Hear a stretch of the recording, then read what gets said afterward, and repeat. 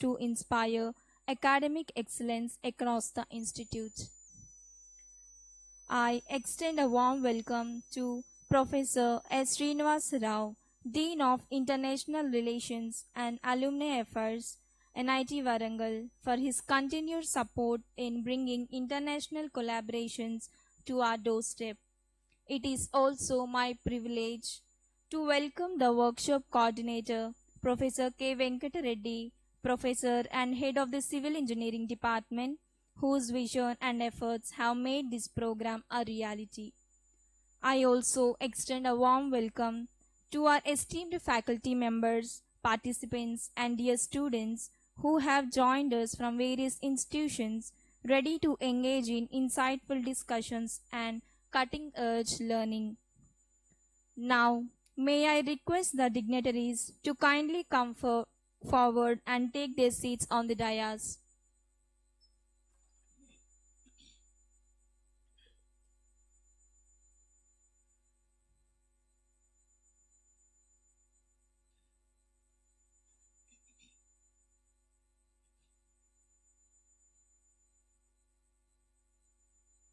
Thank you, sir.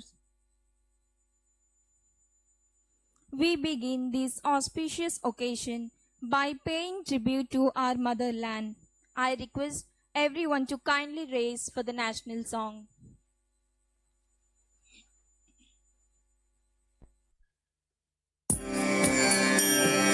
Vande Mataram, Vande Mataram, Swajaram Suhara, Malayaj Sheetala, Sasya Shyamala Mataram, Vande Mataram, Shubha Jyosna Pulakitayamini,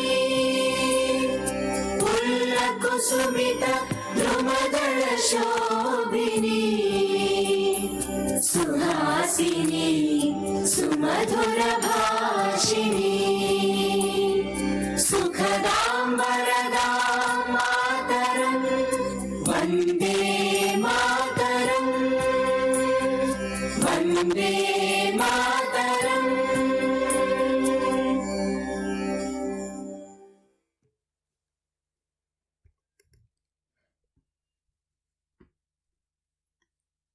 Now, I invite Professor K. Venkata Reddy, Professor and Head of the Department of Civil Engineering and Coordinator of this JAN course, to deliver a brief overview of the workshop and the Department of Civil Engineering.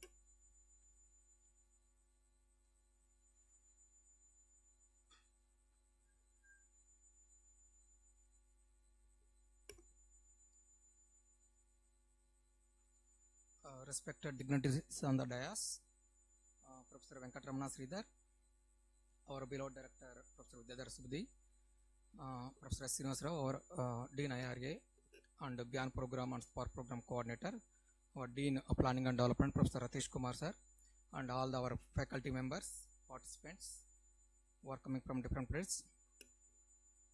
So, good morning and welcome to all the participants for this program. This program on 10 days GAN program, so mainly focusing on the advances analysis and modeling of hydrological extremes, which is spread for 10 days. So it is like having the both course content with theoretical lectures of 8 days, followed by 2 days of visits. One is for industrial visit, 1 day for the field visit, and you have the all the afternoons is work with the softwares or related programming aspects. So it is our international expert will give around 15 lectures, followed by taking care of all the tutorial sessions. Then we will give our faculty here will give around 7 lectures for this program. So this is all like giving all aspects of what is the hydrological extremes, how to handle those extremes, what is the current state of what technologies available to handle these hydrological extremes. And it's also like we are also taking care to the inquires where they have an institutional setup to see the technological aspect of how to handle the various hydrological extremes. We are visiting to NRSC, and then we are taking to the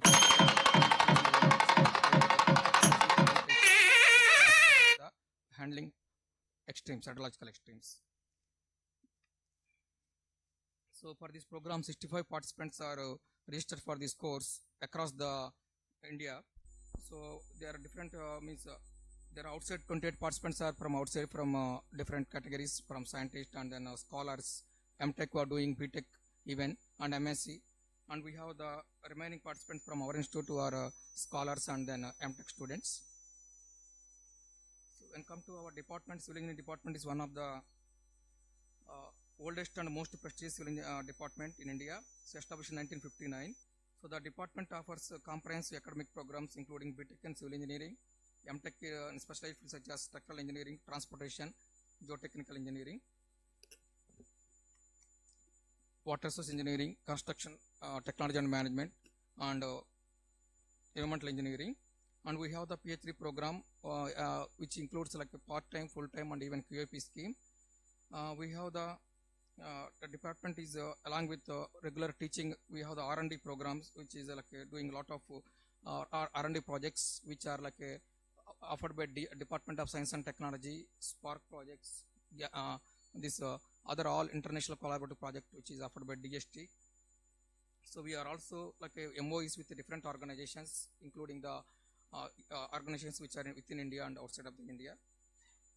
So with this, I will welcome all the participants for this program once again, and I will wish you a very happy learning for this next 10 days. Thank you very much.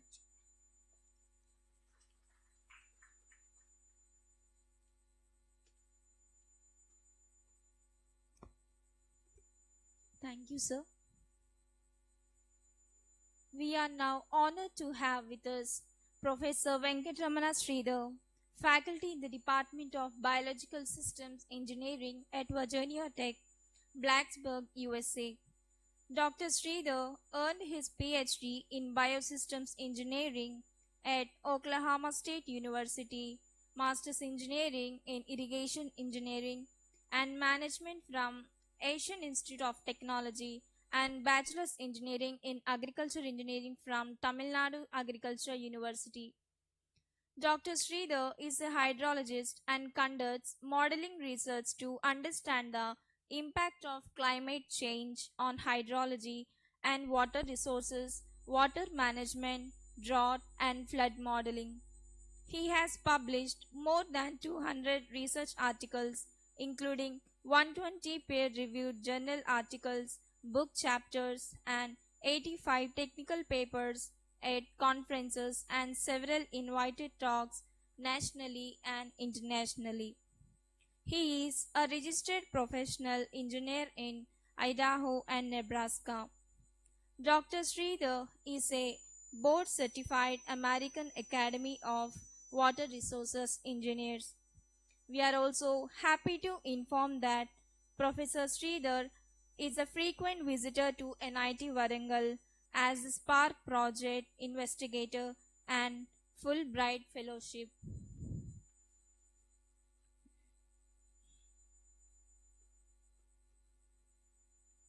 Now, it is our privilege to hear from the chief guest of the inaugural function. Please welcome Professor Venkatramana Sridhar to address the gathering.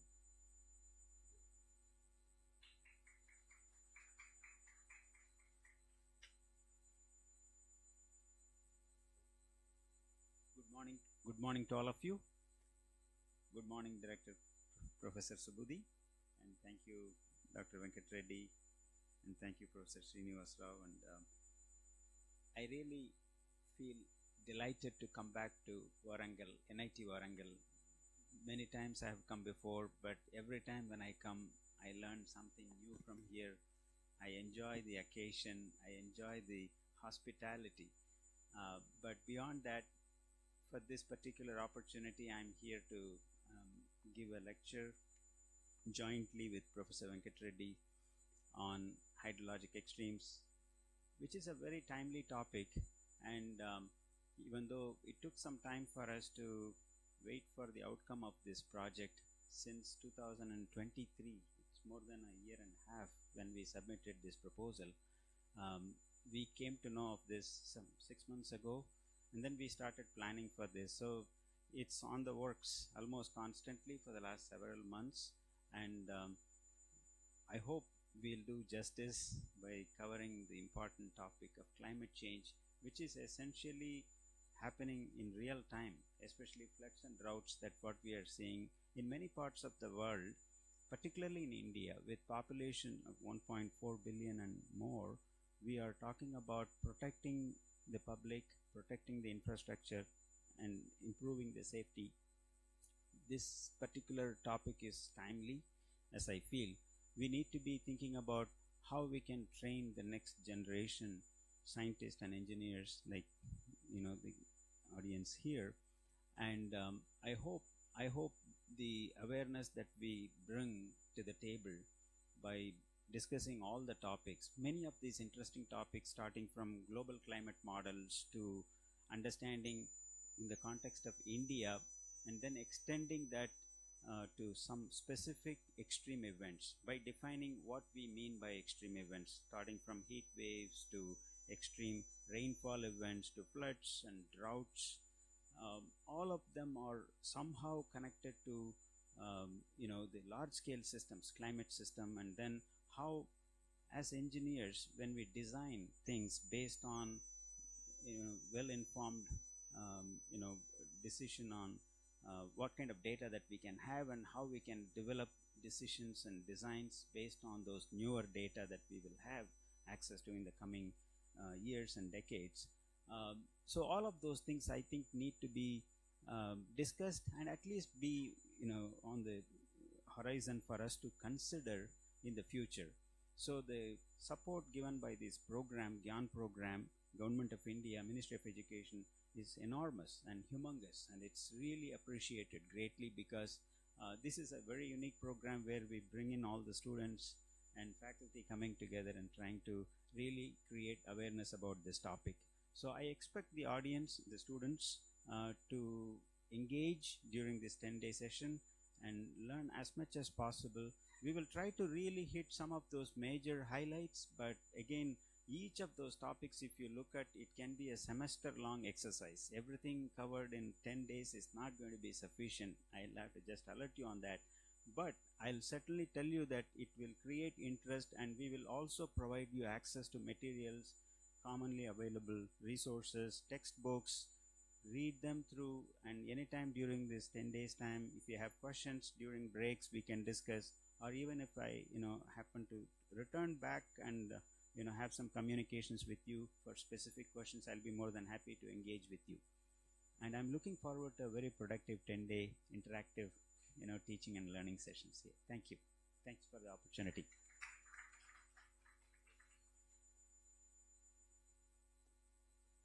Thank you, sir, for those insightful and inspiring words. Now, I request Professor S. Srinivasa Rao, the Dean of International Relations and Alumni Affairs at NIT Warangal, to address the audience.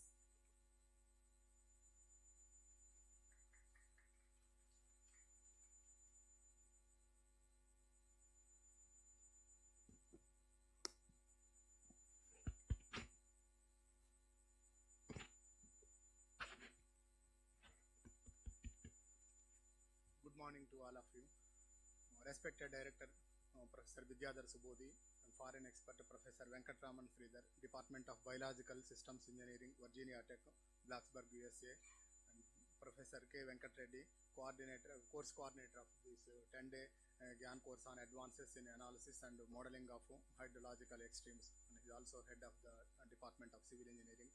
And dear participants, research scholars, faculty of Department of Civil Engineering, and all other faculty members and invitees. Good morning to all of you once again. My special thanks to Professor Venkatraman Sridhar for his contribution to his own country, India, and also particularly to NIT Warangal. He is associated with Spark project and this GAN course as well as Fulbright Fellowship.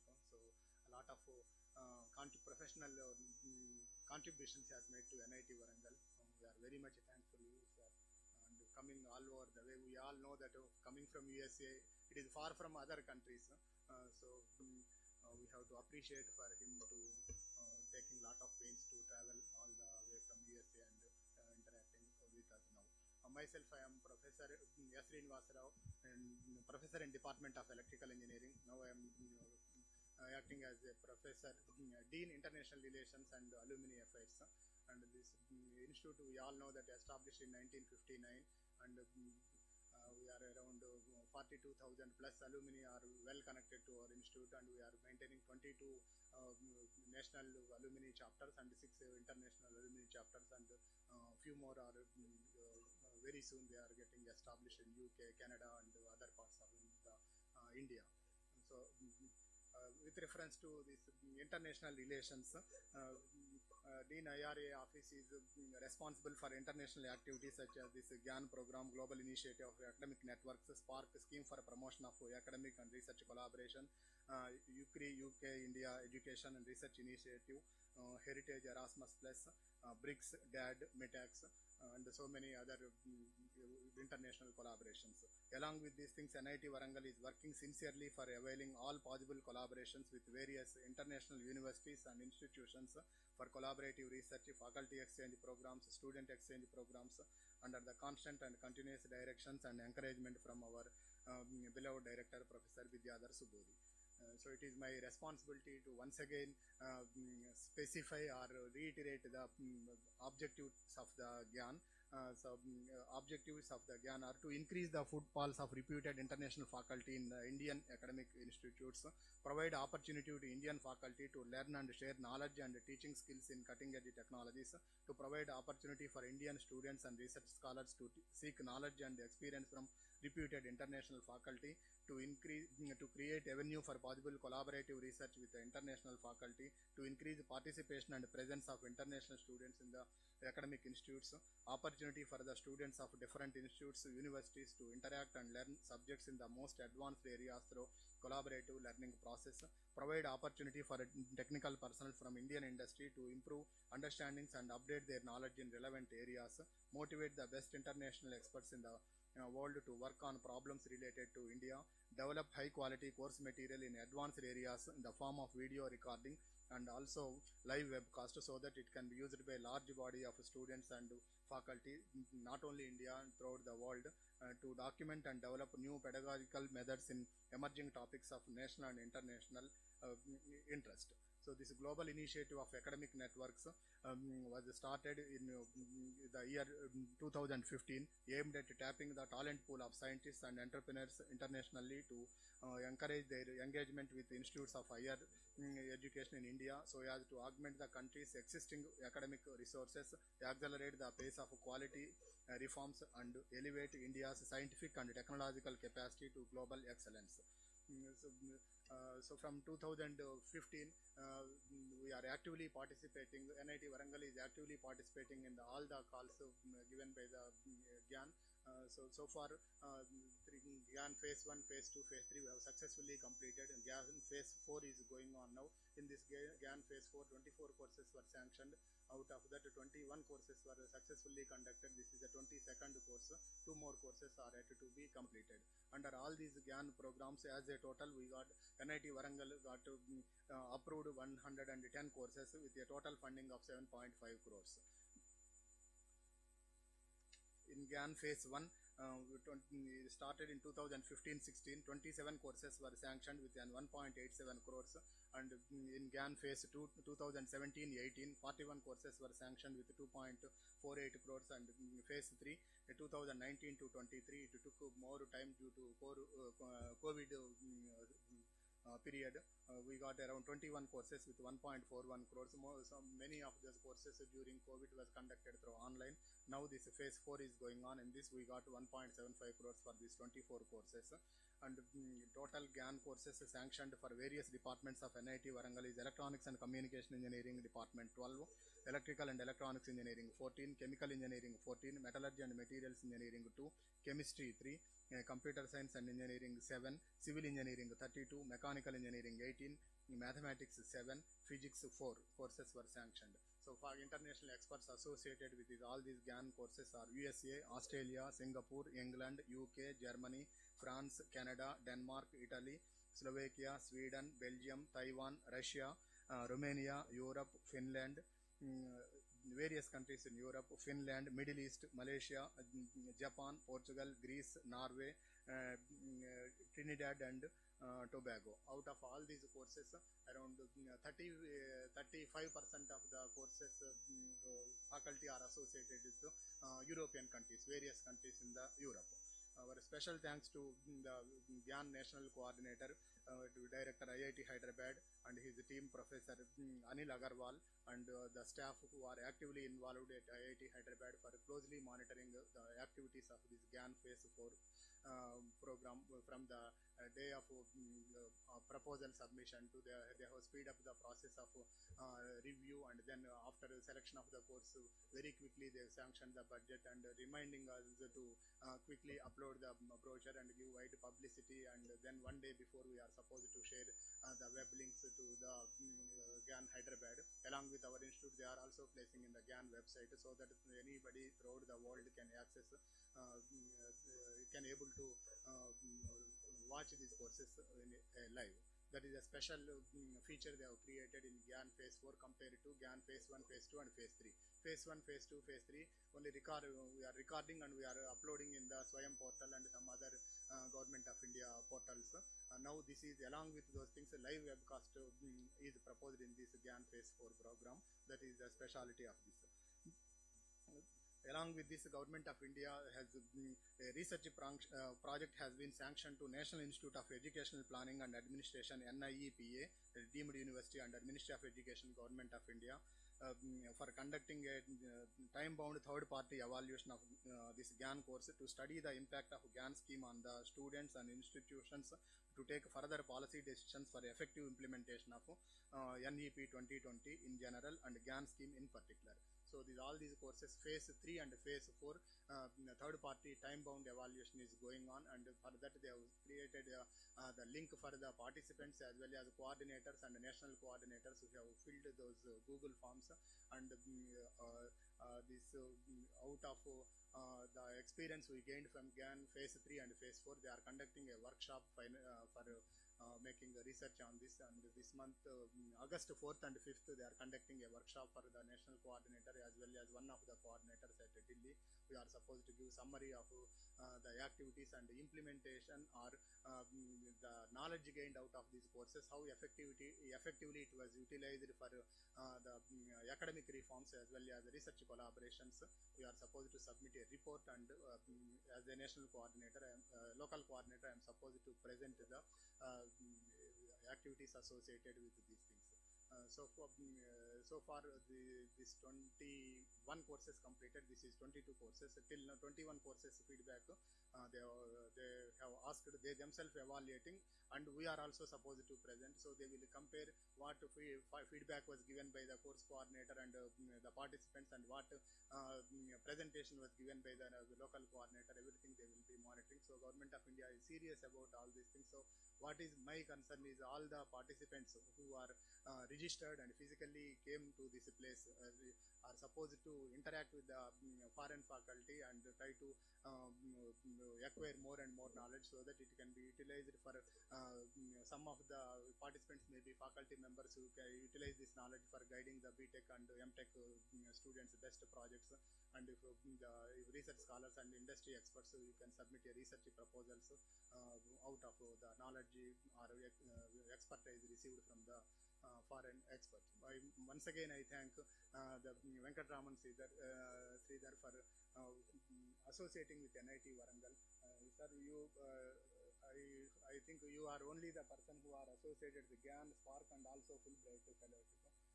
So we are very much thankful to you, sir. Thank you very much, all the participants. All of you should understand the objective of the GAN, which was initiated by Government of India. We all cannot go to foreign country and listen and interact with the foreign experts. We all will go, they may be busy with their works, and if going there it is very, very difficult. Now, because due to this program, the Government of India is bringing experts, so we all should interact with effectively, and not only during classwork, after the classwork also. He is staying in the guest house only. He will be available to clear your doubts.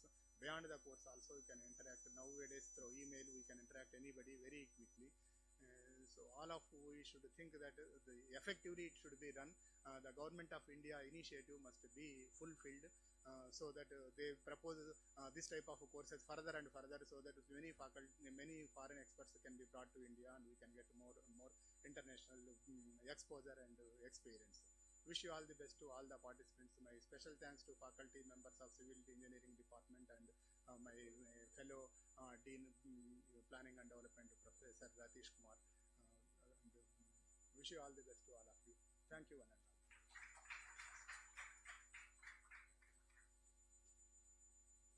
Thank you very much, sir. Next, we have the honor of hearing from the guiding force behind NIT Warangal, our esteemed director. I request Professor Vidyadhar Subudhi, the director of NIT Warangal, to kindly address the gathering.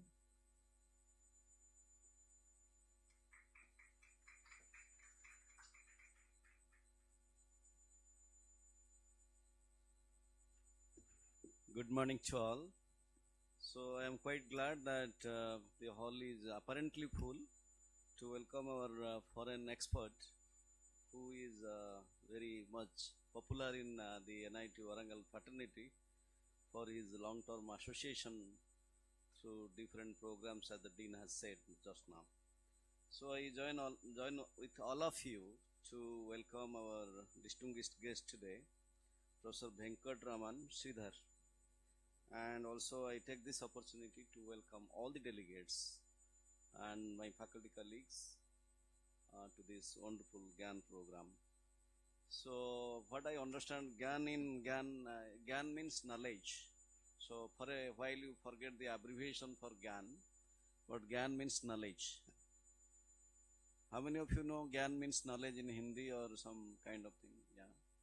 So what the Dean said, I agree that the GAN comes from US to Warangal without going to Warangal, US. So this is the one of the objectives. And the second objective that I am not a civil engineer, but I could realize the topic which is modeling of hydrologic streams. So any stream is not good. Any stream is not good, and so also the climate, and that creates either a flood or a drought. And when it is a flood or a drought, so it to model it is really difficult. Why it is difficult? Because there is no certain rule that the God will say that okay, no rain, no drought, nothing. So everything is very uncertain. So when it is uncertain, so to model it is very difficult. So therefore it is a very, very interesting topic in my opinion, and that needs much such type of course to be organized, and this is one such endeavor the department is pioneering. And so far as this NIT Warangal's international collaboration is concerned, we are quite adept in doing so, and I believe that the delegates who are here today are not only for participating this course, and I believe that they would serve as our brand ambassadors, creating a kind of knowledge network among the peers around their fraternity. That means any such course doesn't end when the course ends, and this ending starts with a new beginning.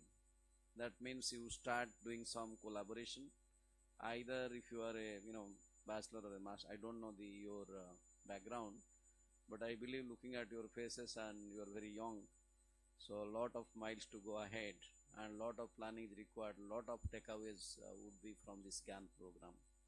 And I believe when I was of your age, when I was attending the courses like GAN, I don't you know feel like sleeping. So what I do is attend the class, then go to the library, then come back. Next day when I get a time, I go to each professor in the department, discuss. The next day I go to different labs. So each minute I utilize the way it should be. So I also urge you that only by attending you will be having a 50% takeaway what you intended to have. But if you have a multifaceted plan to achieve, you can do so here. And needless to say that the head has a head, and incidentally he the coordinator. Professor Venkat Reddy is another very distinguished professor of the department who made a significant contribution in this area. And so you will have a golden opportunity to not only to listen to the classes, and you can have a good kind of interaction with the foreign expert, and some of you may find opportunity to go for higher studies or some postdoctoral research or maybe a collaborative research. So these courses are truly very significant in terms of widening our network in different fronts, and the topics are rightly chosen, and this is rightly selected, also granted. And I'm glad that NIT Warangal is doing all these good things. Congratulations to the department, and in particular the coordinator and my faculty colleagues who attend and encourage the coordinator to do it more significantly. So your stay and your attending this workshop should be very meaningful, and wishing you a long-term collaboration with the institute in future. Thank you very much.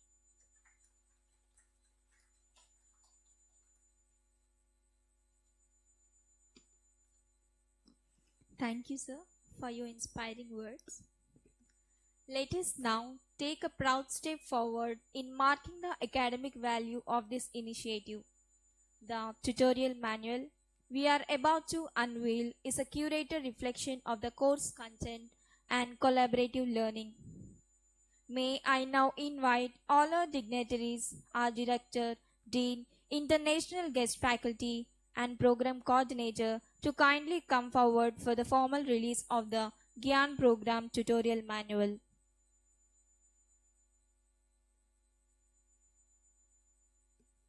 Yes, sir.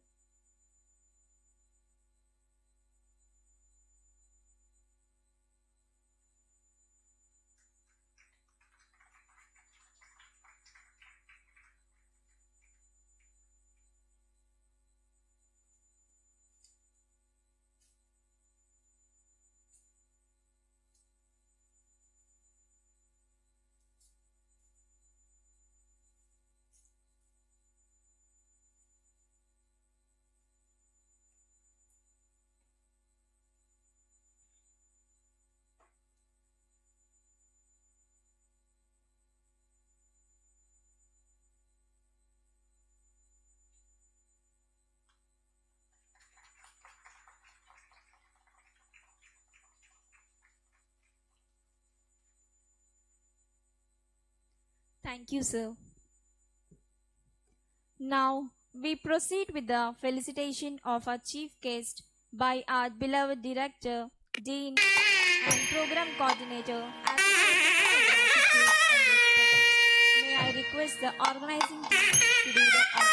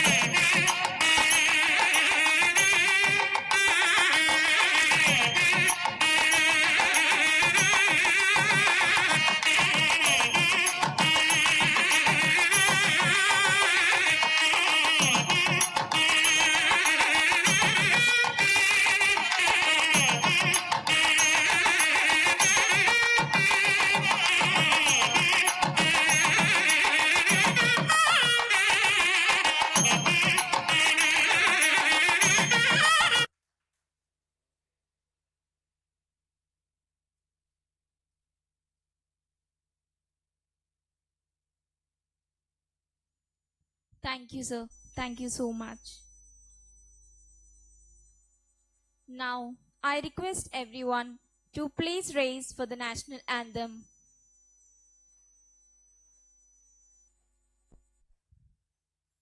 जनगण मन अधिनायक जय हे भारत भाग्य विधाता पंजाब सिंध गुजरात मराठा द्राविड उत्कल गंगा विंध्य हिमाचल यमुना गंगा उच्चल जलधि तरंगा तव शुभ नामे जागे तव शुभ आशीष मांगे गाहे तव जय गाथा जन गण मंगलदायक जय हे भारत भाग्य विधाता जय हे जय हे जय हे जय जय जय जय हे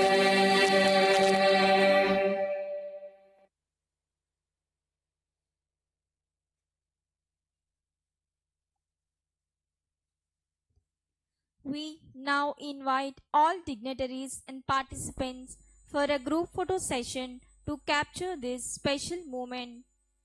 Kindly assemble at the designated area.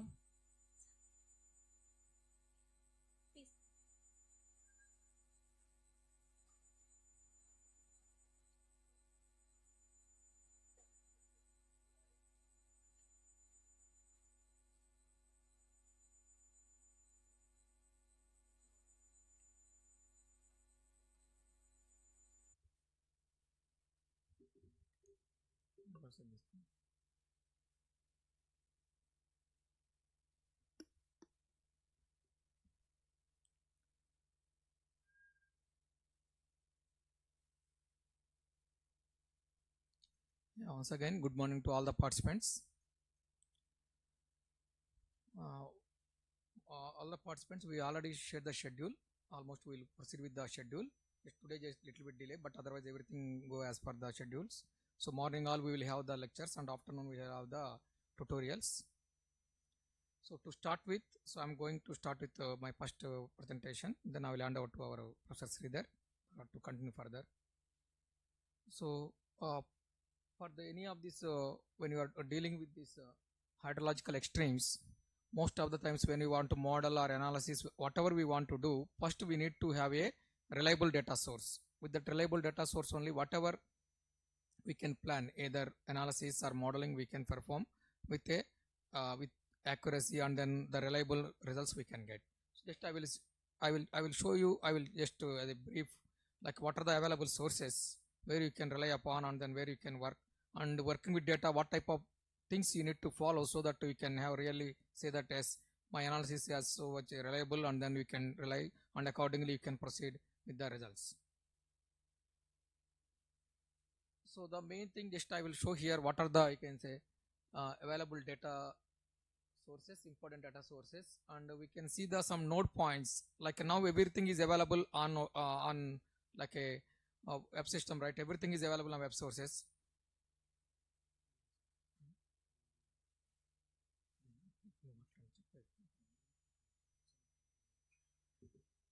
Just 1 minute.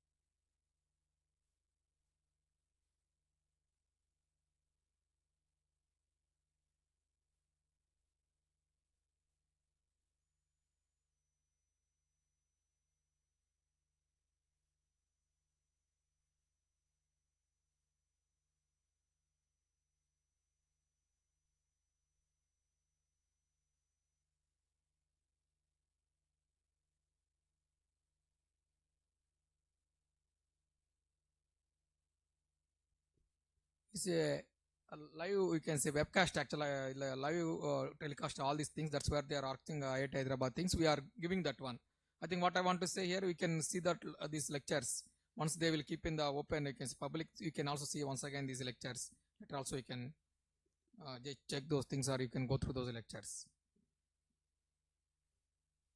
Here just I am saying, like, we will see the what are the prominent data sources, and then we will have the what are the data selection, saying what are the different issues which will come. So we will also check with the important points in the data selection, or you can say collection. So those things we will check one by one. So what are the important data sets for hydrological extreme studies? What are the important things you see here one by one? Actually, first of all, any hydrological extreme study you take, so the main important data is the we have the climate or meteorological data. That is observed data that we can see. That is a first important data. Then we can look at the, you can say, the most of the times your extremes we are predicting, right? You are predicting, or you want to, you can say, project, or you want to identify, or later you want to know what is going to be the scenario. So for that we need to have the climate model data, either the regional climate model, or we can have the, you can say, global climate data. So for historic and future scenarios, so more about scenarios, Professor Sridhar will explain what are those things and all things. Just I am saying that this is the one of the important data. Any extreme study people want to do, they have to go with these data sets. So then we have the most of times, especially we are working with floods. That is about things we need to have the digital elevation model. So nowadays we have the high resolution digital elevation model available in the websites. We can we will show some of those things today. Your afternoon we will also try how to download from some of those things, and we can check how they are, what are the different sources. And land use, land cover, especially either it is like a extremes, either it is a floods or we go for a droughts. So this land use, land cover is one of the important thing. So we need to have the reliable land use, land cover information for most of these models as an initial input. And of course soil data. So most of the drought studies is one of the very important data for the drought studies. So most of times these all models, before you are going for either analysis you are doing, or you want to do some forecast. So we need to have some, first of all, like we need to have some calibration and validation. How we can perform that one? So for all those things we need to have this stream flows, groundwater flows, soil moisture, evapotranspiration. Nowadays most of these things are available as a point, or otherwise we have available some of these things as a from the satellite sources, as a even as a continuous data, as a, you can say, roster, especially the soil moisture and evapotranspiration. So here you can make all those things into the different classes. So based on the, you can say, the whether it is a traditional way of collecting data by in situ collection, now it is like a replacing with all the satellite and other systems. And we can have the, you can say, especially now most of things are available like this. This is the one of the important area where a lot of, we can say, changes are occurring. So everything is converted into the either telemetry based, including the sensor systems, not like a more like a physical measurements or manual measurements. So of course, once again the major change is coming in the data is the satellite based observations. So normally either sensor or telemetry or those things are point observations. For some of the studies, especially extreme studies, you may need to have the satellite data where we can have a large area. You need a data set where you can get from the satellite data sets. And here something is not there, right? What you will do, you can do by interpolation. You can interpolate the data set, and then you can get wherever it is missing, or other processing methods we can apply, and you can get data sets. Okay, so I think some of you are working already. I think you are coming from different backgrounds. As I said, like at least one point of time when you are studying, whether you are doing your MTech or MSc project, or you are doing your research project, first of all you start with somewhere the observed data is there, right? I think you are, some of you saw this website. So where the main thing, especially for the extreme studies, you are the one of the you can say the best place where you can get almost like a 110 years data set now available actually. And most of the, I think, scholars where I am seeing, like whether you go for a climate change studies or hydrologic model, most of the time this become a very valuable input data, especially for even drought studies also. Okay, so you can make a lot of, you are doing in the, you can sometime in the class in the tutorials also, like how to get this data and how to analyze for different indices. So you say something extreme means you need to analyze, right, first of all data. So there are so many indices are there to tell something is like having this extreme characteristics, or some particular climate data is some that data has a lot of changes. So those things to get we need to have this long term, this observed data. So we can get from IMD. So these are all websites anyway you can get in the afternoon, you can explore all the things. That is all our planned exercise for you. And you can have the, like there is a lot of, you can say other sources are there. We can get this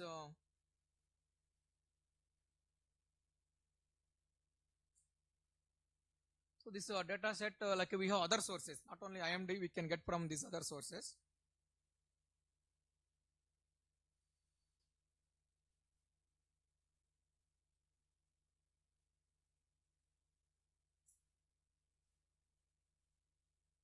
Yeah, there is just like a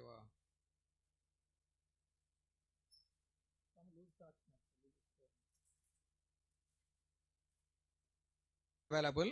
So we can get from this, there is a, I think most of you are, who are working with the climate studies, you can come to know this data sets. This is like one is like a SMIP 6 data set actually. So this data set will contain the, like they will run for whole world. So in that we have the different, we can say the, this is called Codex scenarios for the different regions. So we have our Indian region, our Indian subcontinent, we have the, we can say one Codex series. So that particular this series we can use when you are studying with our Indian related data set. So we have this from website, we can check for the, that is also I kept here. So we can have, this is called regional climate data for our Indian node point. So we have the, these are all, this is South Asia is there at, this, in that we can get our own data set actually. So for India, we can see this data source. Just like once I show you, so that we are checking those things, we can get those data sets. Anyway, in the afternoon, we can check the some of those data sets, how you are getting. So from the world data, climate data will get, right. From that, they will run the regional climate models and they will keep it ready for the Indian subcontinent. So from there, you can take as starting data and we can use for the any of these climate studies or extreme studies. So these are the node points for the regional climate data sets. So then you have the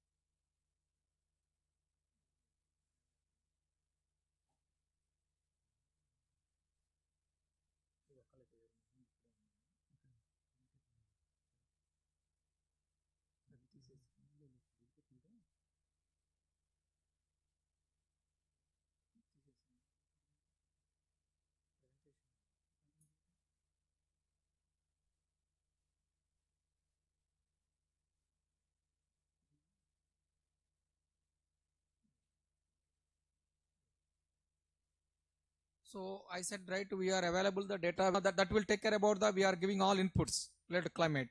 But most of the times we require the, what is, we are working with any of the extremes, right, either a flood or a drought, we need to have the spatial data set.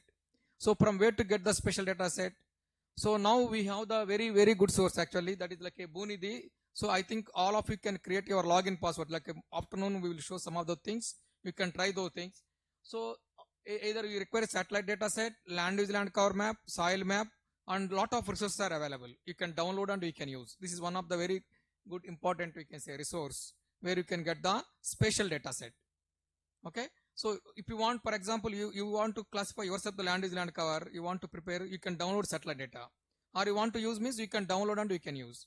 And even digital elevation model also. So one of the best digital elevation model, it is like a 10 meter by 10 meter. So normally it is available for the public, you can ask. It is a Catodem. So that also you can get from this particular source.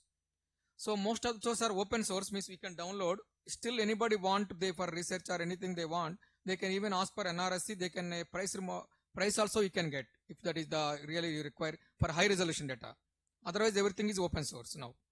From this web source you can get. We will see in the afternoon how you can explore, how you can download data from this particular source. So then this is what I am telling. These are the three sets actually. So best one is like for our Indian scenarios, Indian cases, you can go for the Gato Dam now.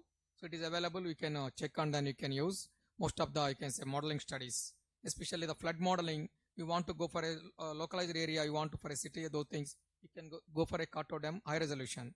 Normal other studies, you can go with the SRTM or Astra Dam. So this is the just like a sources for the SRTM dam, and then you can see the land. This is what I am saying. So this platform, like whatever I showed, like you see the various you can say data sets which are available. So either a thematic product means all the you can say that directly you download and we can use in the model. So satellite data means you need to do something like a processing, classification, and then you can use that depending upon the problem you are attempting. You can use. So here we can get the soil data, one of the crucial, especially I think most of you are now doing.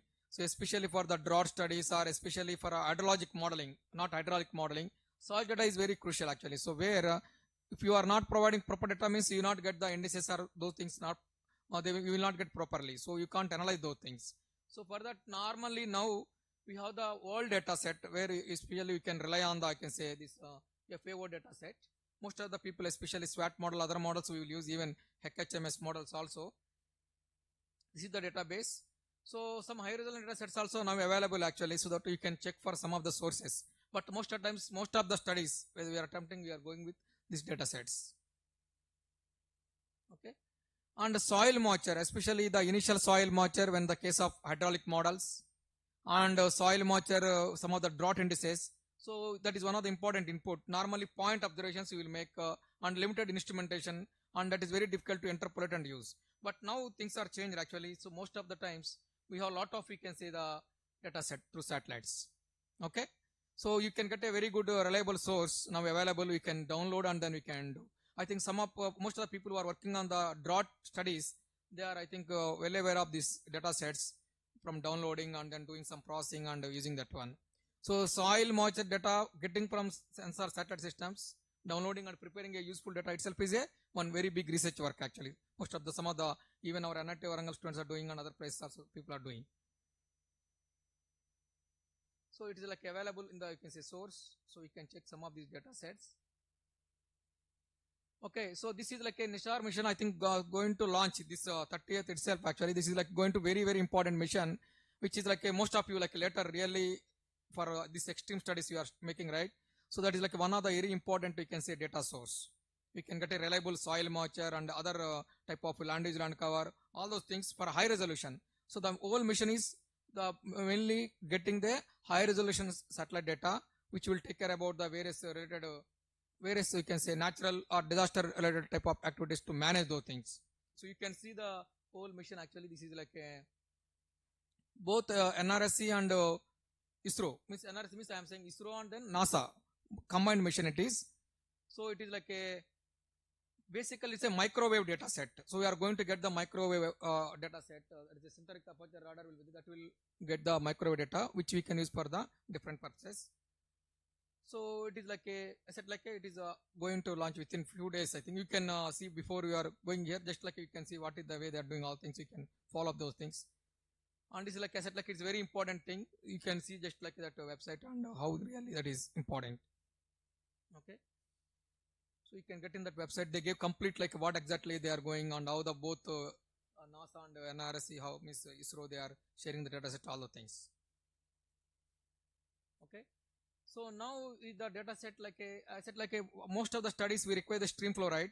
Previously what we have to do is we are going to ask like each that gauge stations will be there at different places. We are asking the data set. Sometimes they will give the hard copies. Sometimes they will give few data sets. Now things are most of the times they are made very systematic process actually. So I think some of you are also doing part of your research or you are working, you may know that one. So one of the like a Central Water Commission, they are collecting, they are the responsible for collecting all those stream gauges, especially on the rivers or major you can say streams. So these data sets now they made into a one very good website where you can get everything along with the stream data set, stream gauge data set, other things also you will get. So that is this one, India varies. I think most of you or any of you checked all this data set already. So it is like a 1 point, like a, for all our studies, especially our extreme studies, is like a 1 point source actually. Most of the data set you will get, rainfall you will get. So observed rainfall for each gauge stations which are available, and all those stream gauges you will get. Okay. So today we are like a not only downloading, we can do some analysis also. A lot of analysis tools they kept here.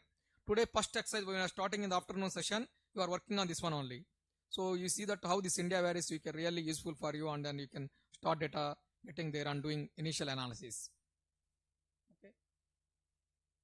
So they brought like everything like is 1 point. I said like 1 point source. Okay. Now most of the times like a water levels you say, like that is normally it is like a you can say telemetry or sensors or manual reading, but sometimes it's very difficult, right, that to get the stream points or river points where there is some accessibility is not there. Still you want to do some very good you can say the inflow is required, we want to know for some analysis or modeling. So now slowly that is also become you can say possible through the satellite observations. Okay, so there is a separate we can satellite systems are there. That's satellite systems will look after this altimetry. So this altimetry means is only to measure the water levels, especially the sea surface, that they are looking at a lot of things related to sea or like a sea level variation, those things, but more to the land also, wherever the water bodies in the land, those things also we can use measure with this what you can call this altimetry techniques. And then source data they are providing, and they are also providing complete like a process how to analyze the data and to get exactly the water levels, so that directly you can use in the models.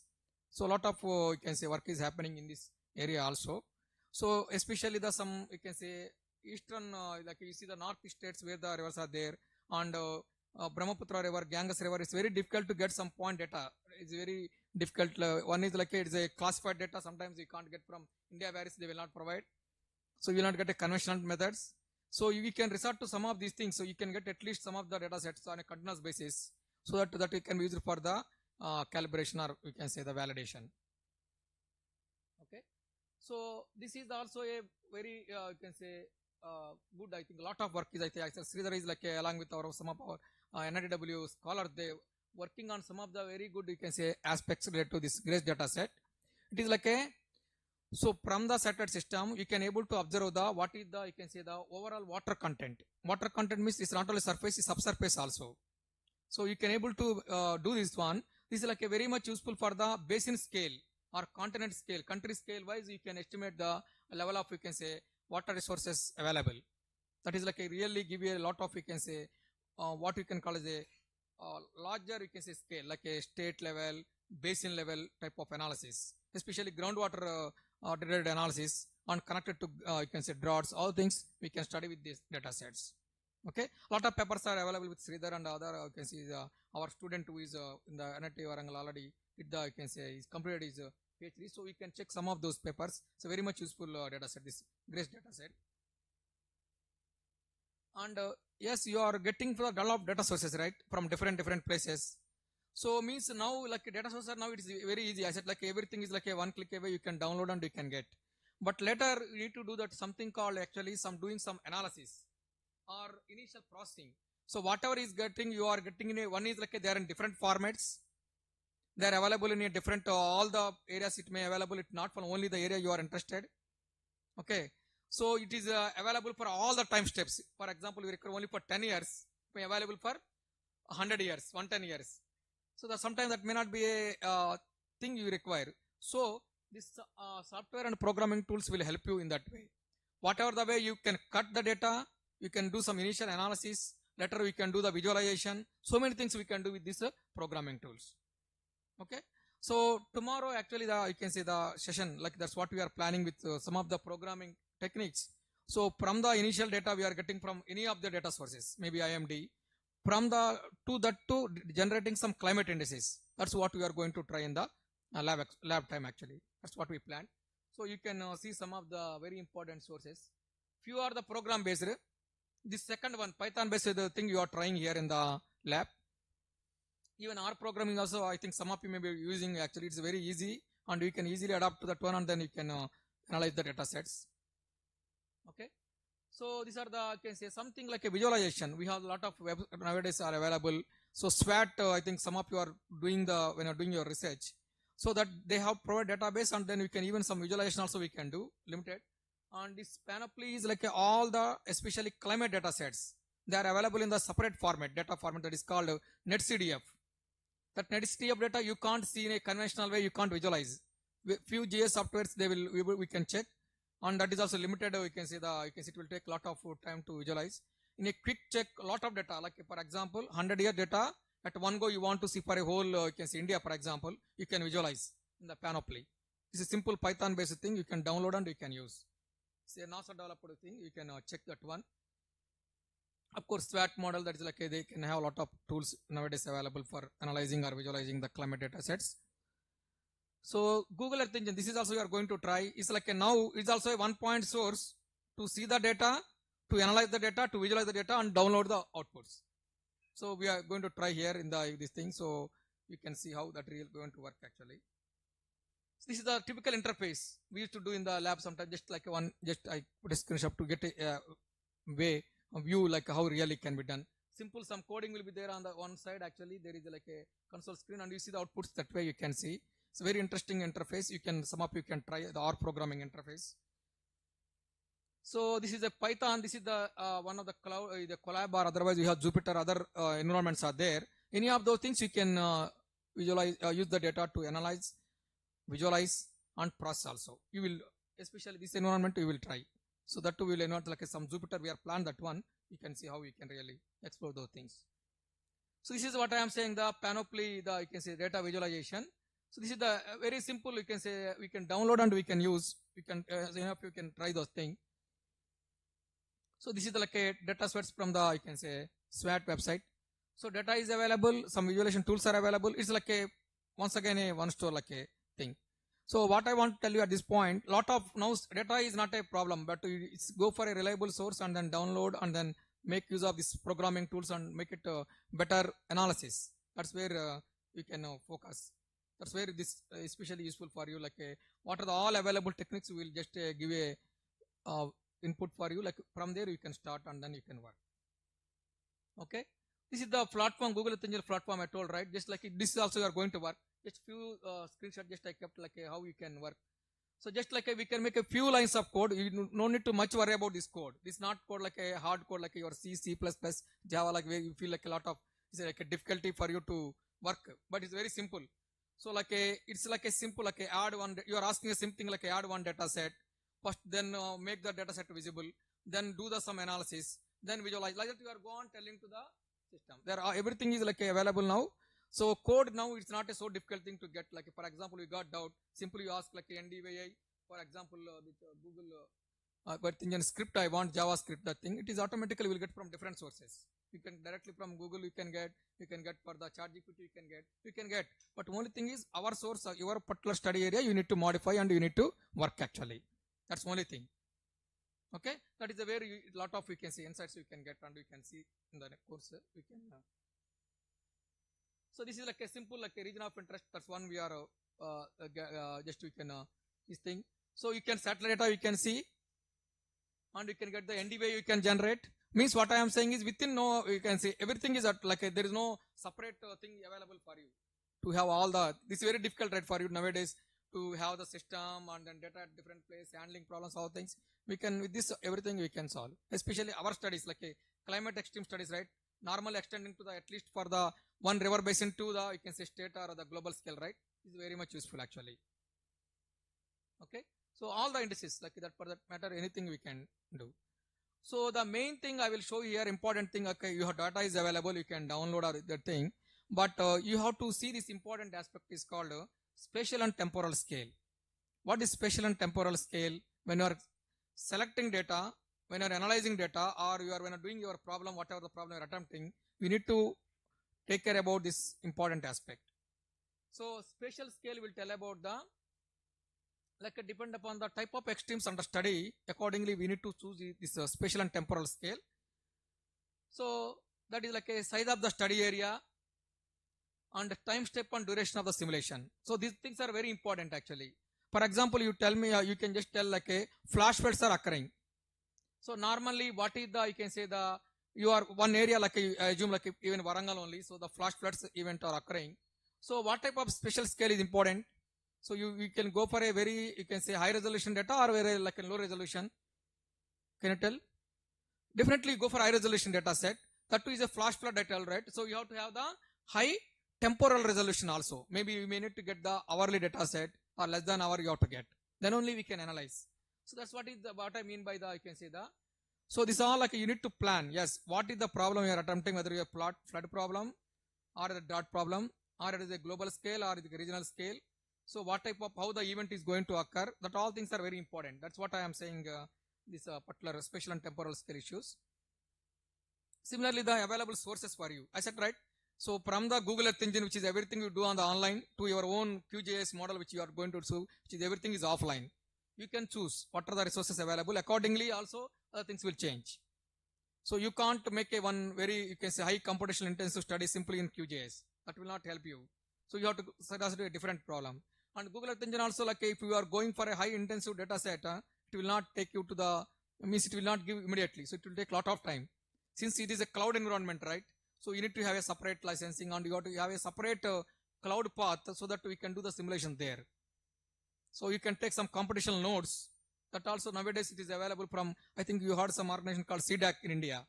So they will give you a computational resources for you. So you can choose the problem, identify the problem, formulate and give all those, you can say time, everything you tell like how much simulation resource you want, they will provide. Model, everything you can select and then you can keep there. So it will run actually. So of course, availability of the data set. So downscaling and upscaling capabilities you have to see when you are selecting this, you can say the spatial temporal scale. So these are the simple example we are just show you the how the temporal resolution is important. For example, you are using some land cover, just one case just I am presenting here.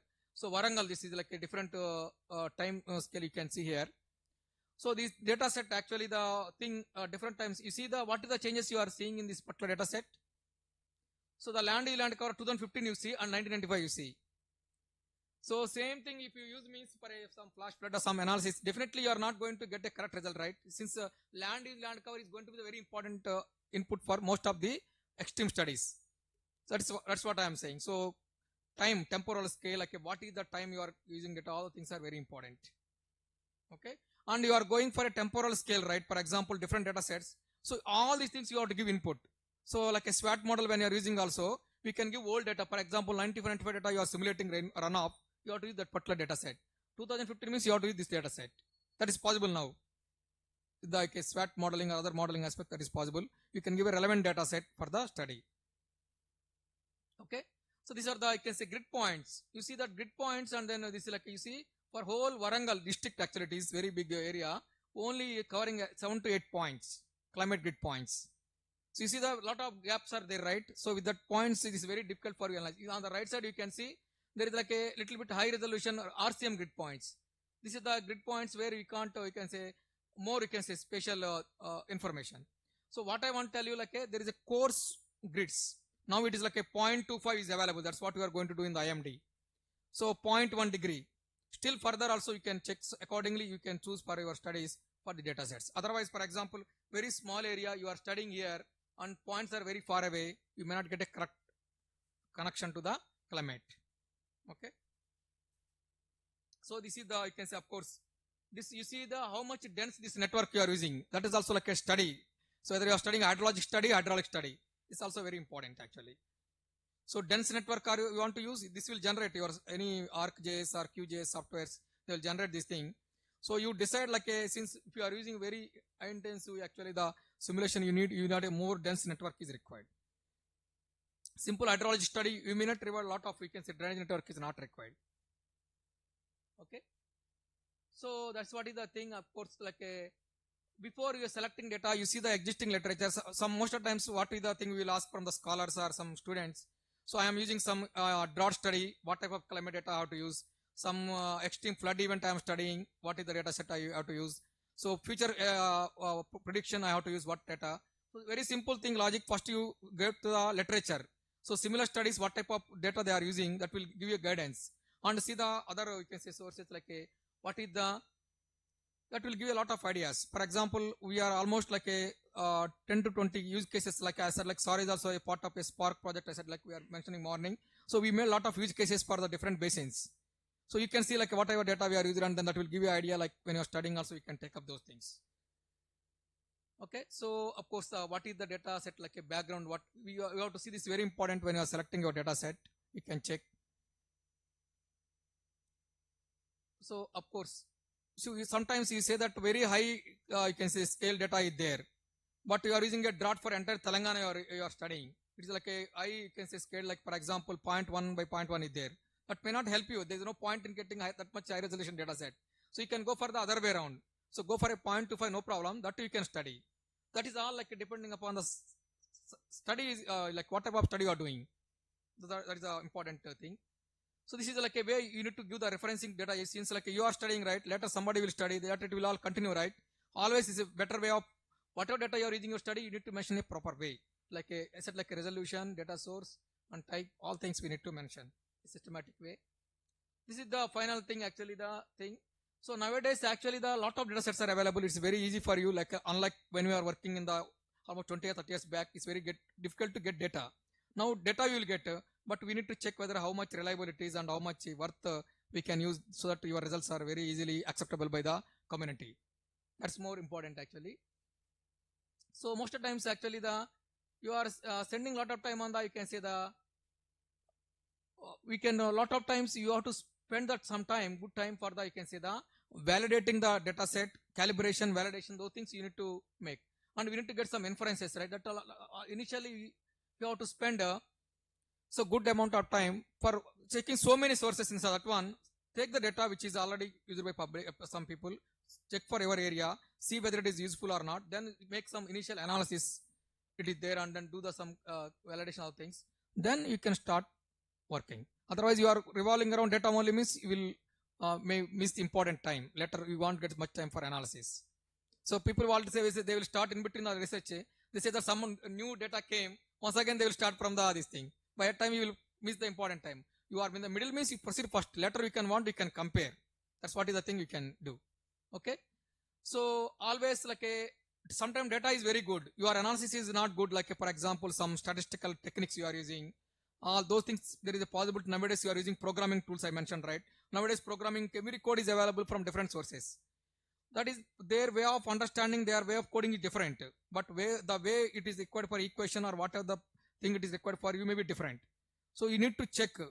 Directly code downloading and using means you will miss important things. So always see the basic formula, what they are using, what is the code, whether you are getting correct or not. Accordingly you can apply. Otherwise you may miss in the analysis.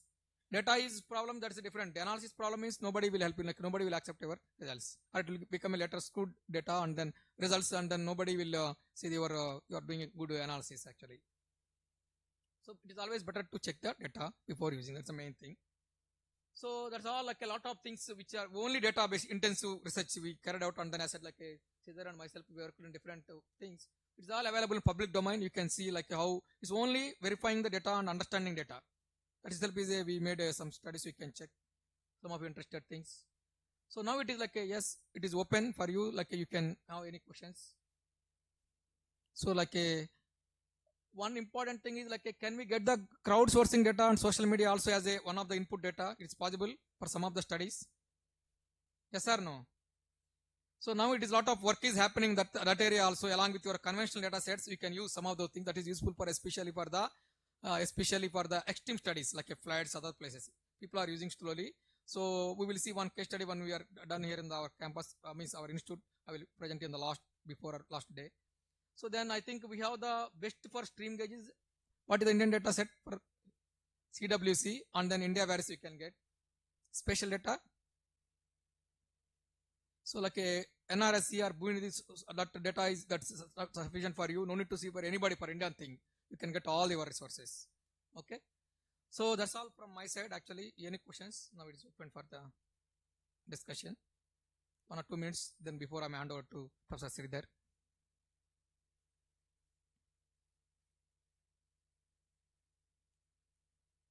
Any questions?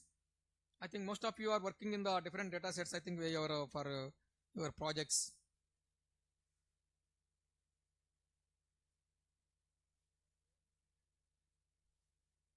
Temperature data, what you are saying, like whether the observed data set, observed data is IMD there actually, but only thing is the data, it is not a 0.5 meter I think, or 1 degree or 0.5 degree. So but other thing is 0.25 degree or even 0.1 degree is available for rainfall, but temperature is we are not having that much high resolution data set. Okay. On for future things same, like a Cortex data, right? They will give the parameters. One is like a maximum temperature, minimum temperature, rainfall, and other parameters are there. Normally most of the studies, especially drought or our hydrologic studies, normally these 3 parameters sufficient: maximum, minimum temperature and rainfall.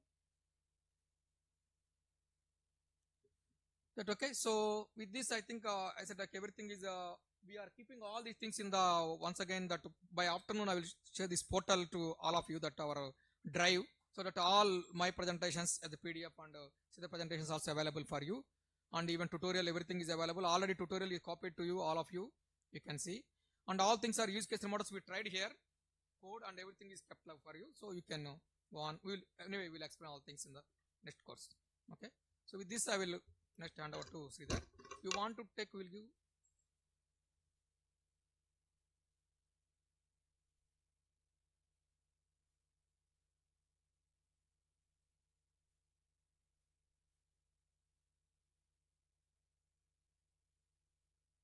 Listening to the data sources, now we are going one step back to look at the bigger picture of things for hydrologic extremes, and then we can then tie up these two things together.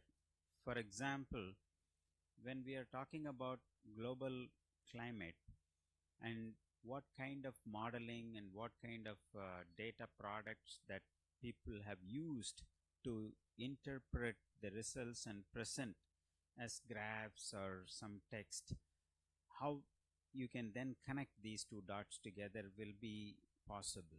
That is the idea. So I'm going to actually do all these things back and forth by combining what we are going to be talking about when it comes to climate, hydrology, hydrologic extremes on the theory side, but then closely connecting that with how the data products are used to make the analysis, to make the interpretation. That will give you a bigger, broader picture. That's the idea of this course. So please bear with me when I'm introducing the topic. Some of you might be familiar, but still I will have to go step by step. But before I start my lecture, I wanted to ask a general question, or two questions at least. One is about your level of education, whether it's undergrad, graduate, master's, or PhD. So first question is that. So can you please raise your hands? How many of you are in your undergrad education now? Okay, quite a few. Masters? Okay. PhD? Okay. I think it's kind of evenly distributed. So I would say a third of each, which is a good distribution. So that tells me for some of you, you might feel that you know the topics that I'm covering, but for some of you, you might find it very new and fresh. But to bring everybody up to speed, I have to do that, like introducing the basic concepts and then go step by step when it comes to getting into the details of the topic. Our larger goal for 10 days that I was telling in the inaugural speech also is to really create a connection between theory and modeling, and then within observation analysis. But at the same time, you also need to understand the physical process and the events, like what Dr. Venkat Reddy was talking about when it comes to analyzing what event you are analyzing, what disaster you are looking at. So day 1 and 2, we will talk about global scale and then India scale, talking about climate change as a primary driver of impacts. Okay, and then day 3, 4, we will talk about floods and droughts as two different extremes. And then day 5, I think according to our schedule, we will have a field visit. Day 6, we are coming back here, starting to think about not just talking about the disasters or extremes, but how people are adapting, or how the real world applications are being done considering these impacts or mitigating the impacts. And then day 7, again, I think we are having a field visit. 7, 8, 9, and 10 will kind of help us pull all these things together, particularly on day 9, we will talk about what is the future when it comes to research, when it comes to this field, not just research. Some of you might end up doing consulting work in water resources industries or government service or private industry jobs. So uh, we want to really see what are the new things that people are doing, how the new topics are being pursued, just not here but globally. And day 10, for some of you, I think, or even all of you, I think, those who are interested in looking at grad school, like our director was talking about this morning, about using this as not a one time opportunity but then building on this further to look at your research, future research, and how can you formulate a problem, or how can you look at certain issues, or how can you really talk to people that what topics that you might be interested in pursuing, and how do you communicate, most importantly, even at the advanced level, MTech and PhD students, if you are really interested in summarizing your results and communicating to a broader group of people, audience, as journal publications or any technical presentations that you would like to make based on your research, you need to have certain skills. How do you come up with those? How do you present your findings? That's an important skill that we all need to have. And I can tell you that will take you a long way when you really are able to communicate what you have done effectively, convincingly, that people come to know what you have done. It will be really helpful to everybody, to you first of all, and then to the community that you are trying to answer, and then of course to a larger group of scientific community, that what we are talking about, knowing so and so has done this work from India and this is really applicable to us, so we could adopt that kind of a connection. So you become a citizen of this global community, where you will present your findings and people will validate what you have done. So that's an important skill. So we'll talk about that in day 10, on day 10 or day 9 and 10 together. So this is the overall plan. So now stepping back to this plan of understanding the topic, we have to go from scratch. So I will start talking about climate first, and then move on to hydroclimate, then hydrometeorology. We'll talk about the distinctions by today. We've got about 1 hour and 10 minutes between now and the lunch break. I'll try to do justice in introducing the global stuff first, and then if time permits, I will talk about India context. Taken, published, research on topics, reports that are already out there, and I'll point you to go back to your place tonight, start reading about the additional material that we provide every day. Come back to us with your points for discussion tomorrow in the beginning. That way it will give you some time for digesting what we are covering, and then we can go to the new topic. Okay? Does it sound okay to all of you? Okay. How is your background on hydrology? How many of you have taken hydrology class already? Okay, not too many though. I see at least, maybe 30-40% of you. Meteorology, anybody? Meteorology? Have you heard of hydrometeorology as a term? Are you familiar? Okay, so we will go in depth about how these different disciplines are covered and why it's important for hydrologic extremes class. Okay, so we'll drill into the details now. So I'll start with climate change. Okay, but climate change is the only one aspect of the impact that you are seeing as floods or droughts, but it's an important driver for countries like India, because we are already witnessing some of these things. So that's where I will start. We know that climate is changing, right? Earth's climate is now changing faster than ever, any time in the past, of whatever history of this earth is, 4 billion years. But we have very scant records of this planet earth. For the last 150 years, we have observed records. But, you're talking about what happened, 1 million years ago, or 2 million years ago, or 10 million. a billion year ago, people are coming up with other ways of interpreting or dating them through geological means, right? Carbon dating, isotopes, and this and that. But that's all very helpful to connect the dots, but we are constrained by the limited data that we have. So based on the limited data, what we are clearly seeing is that climate is changing, and one important element of that change is because of human activities, which was now agreed upon, or at least there is some consent that people are saying, oh, it's not natural, it's actually happening because of what people on the planet do, right? And the impact is not just in one place, it's happening all over the world, across all continents. And of course, it's threatening the global populations in every possible way, physically, socially, and economically. The risks are increasing day by day.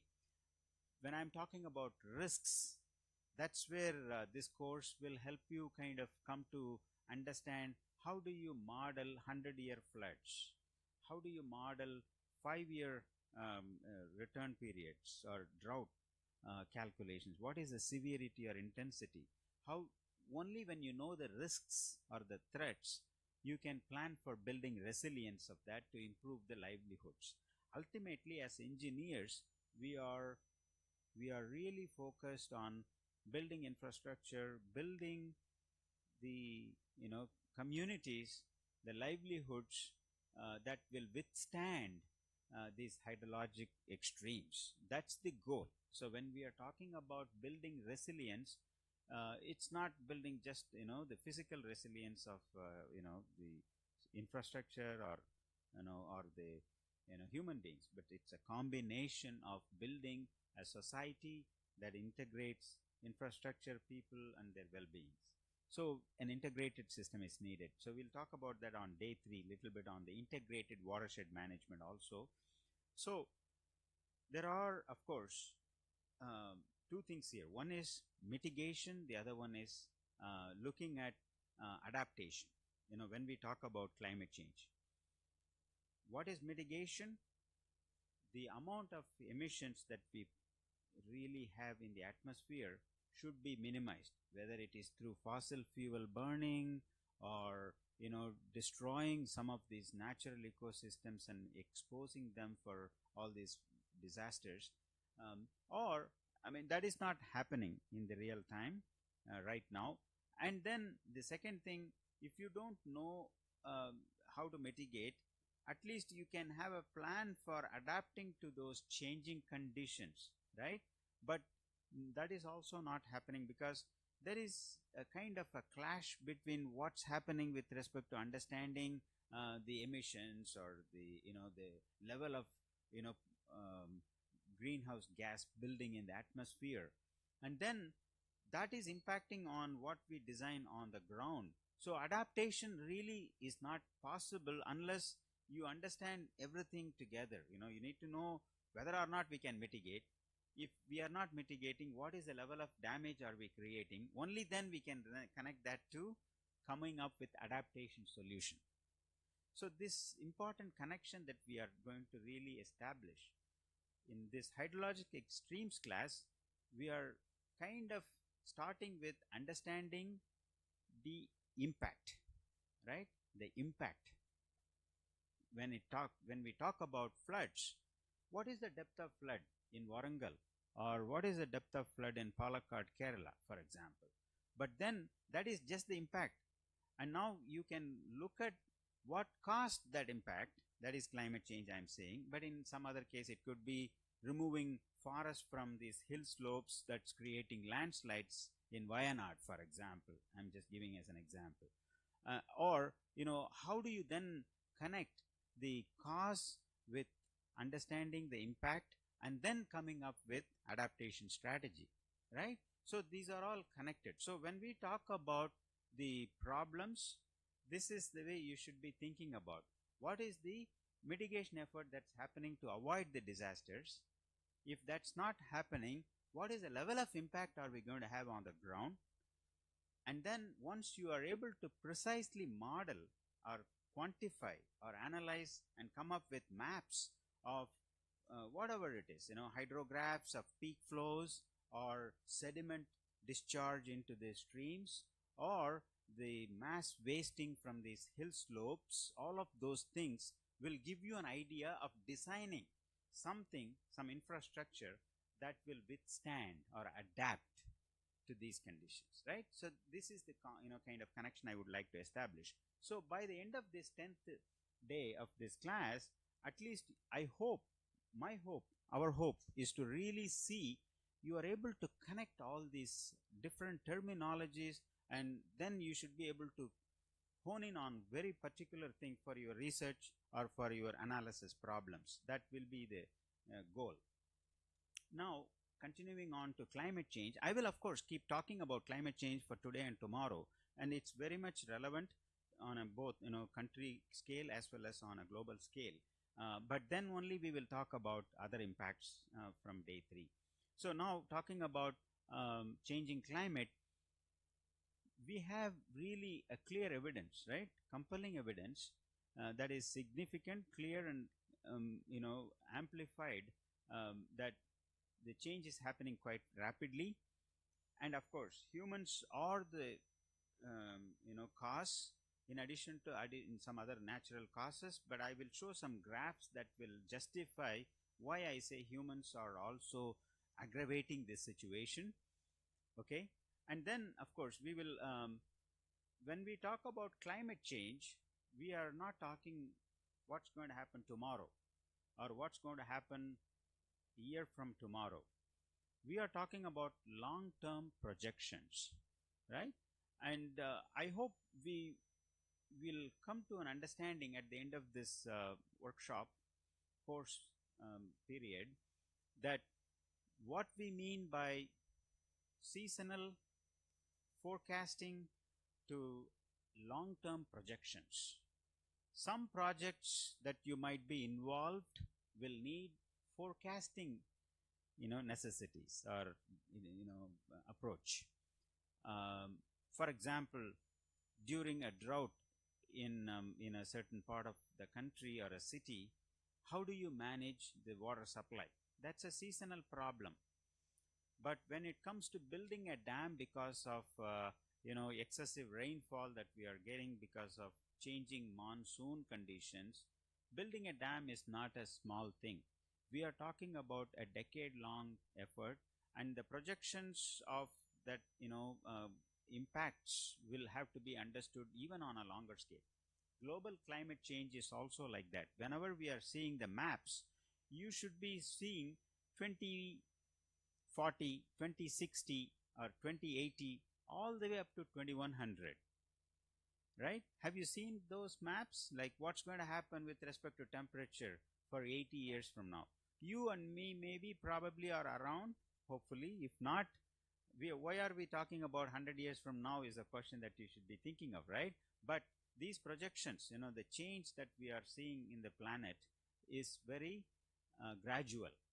And we need to really think about infrastructure that withstands 500-year floods or 100-year floods or longer term periods, right? So long-term projections are needed. So those are the main things about climate change terminologies. But then I will also introduce, I'm sorry if the graph is not clearly readable, but it's all published papers and reports that we are providing you with that you can refer to later. But the big picture I want to show here when we talk about climate change, it's like sensing the pulse for the human being and assessing the health condition, right? There are 10 metrics here that I'm showing. For example, I think I can show them pointer here. Yeah. So temperature is increasing, right? That's one metric people are using for checking the health of this planet, right? And then, of course, they are talking about heat waves that's increasing, and then heavy precipitation that's also going up on an average, but I will show some uncertainties with precipitation later on. And of course, your other metrics like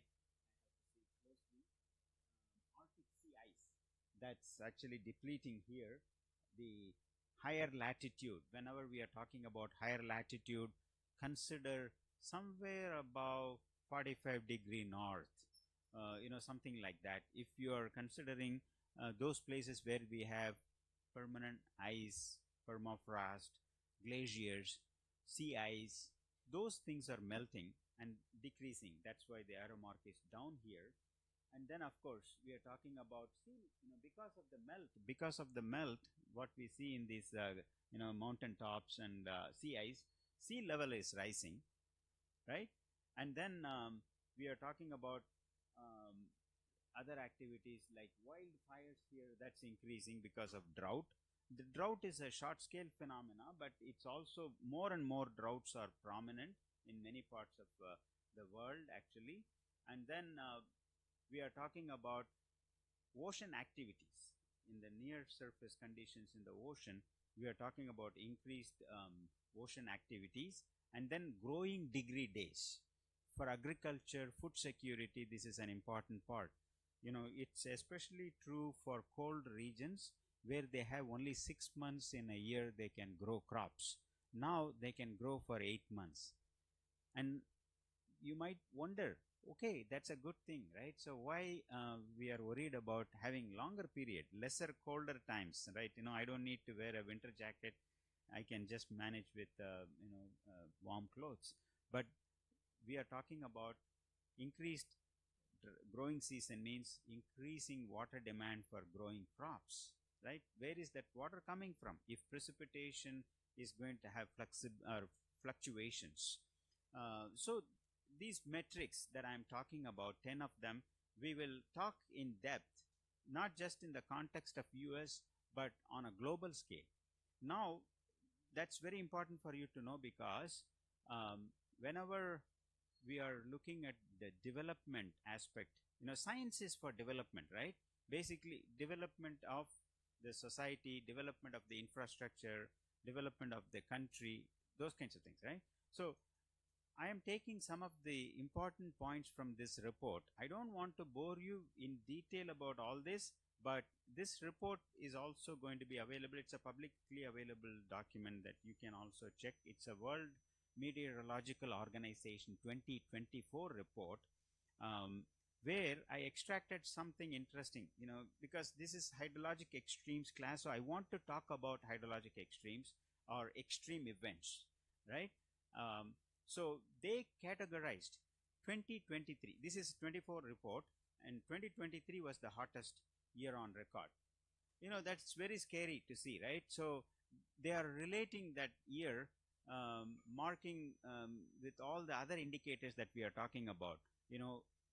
Extreme heat events, ocean temperature, rapid ice loss, devastating extreme weather events. All of those things happened in 2023, and of course, global temperature was increasing to about average global temperature 1.45 plus or minus 0.12 degree baseline condition from the baseline.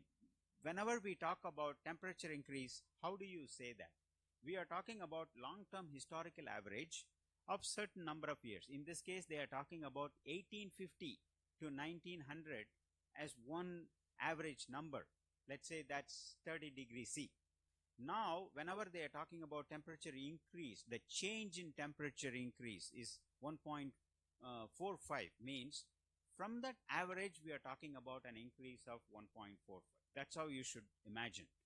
A long-term average is a stable number. From that, whenever they are talking about the change, they are talking about the gradual increase compared with that historic average.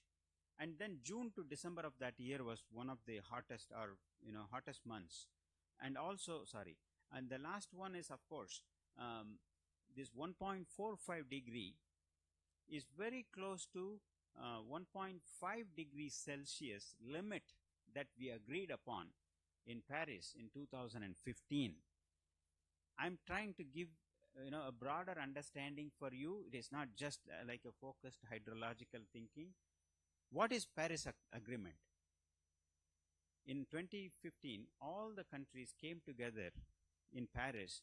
They agreed that by 2030, they are going to really make sure that the average increase, that I'm talking about, based from the baseline conditions, is not going to go above 1.5 degree C. That is the cap they want to have. But we are not reaching that cap anymore. I mean, we are already coming close to 1.5. So there is less hope for us to even meet that goal. Okay? It's a pretty dire scenario if you think about. I mean, it might sound simpler, right? You might think, oh, what is the deal? 1.45, 1.5, and what if we don't meet the goal? No, I think the change that we have already introduced in the atmosphere is going to remain for another 50 years.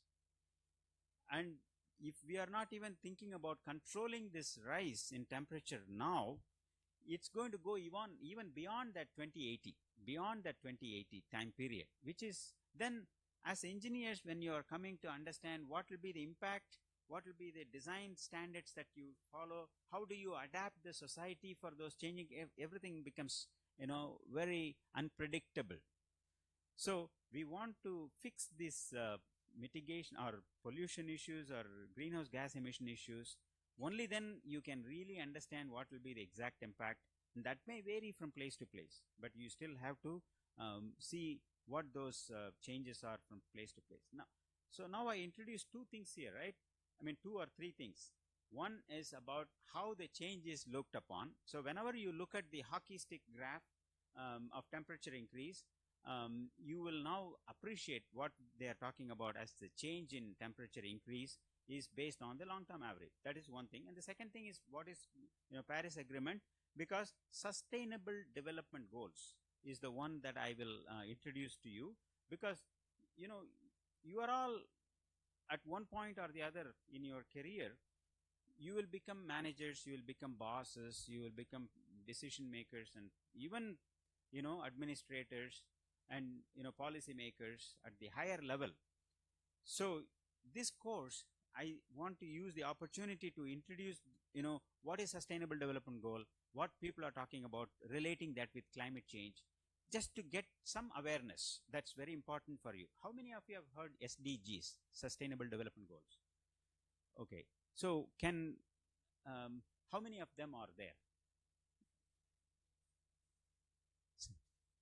Okay, 19, another one, any number? 6, 16, okay. What other number? Okay, so yeah, you are having close numbers anyway.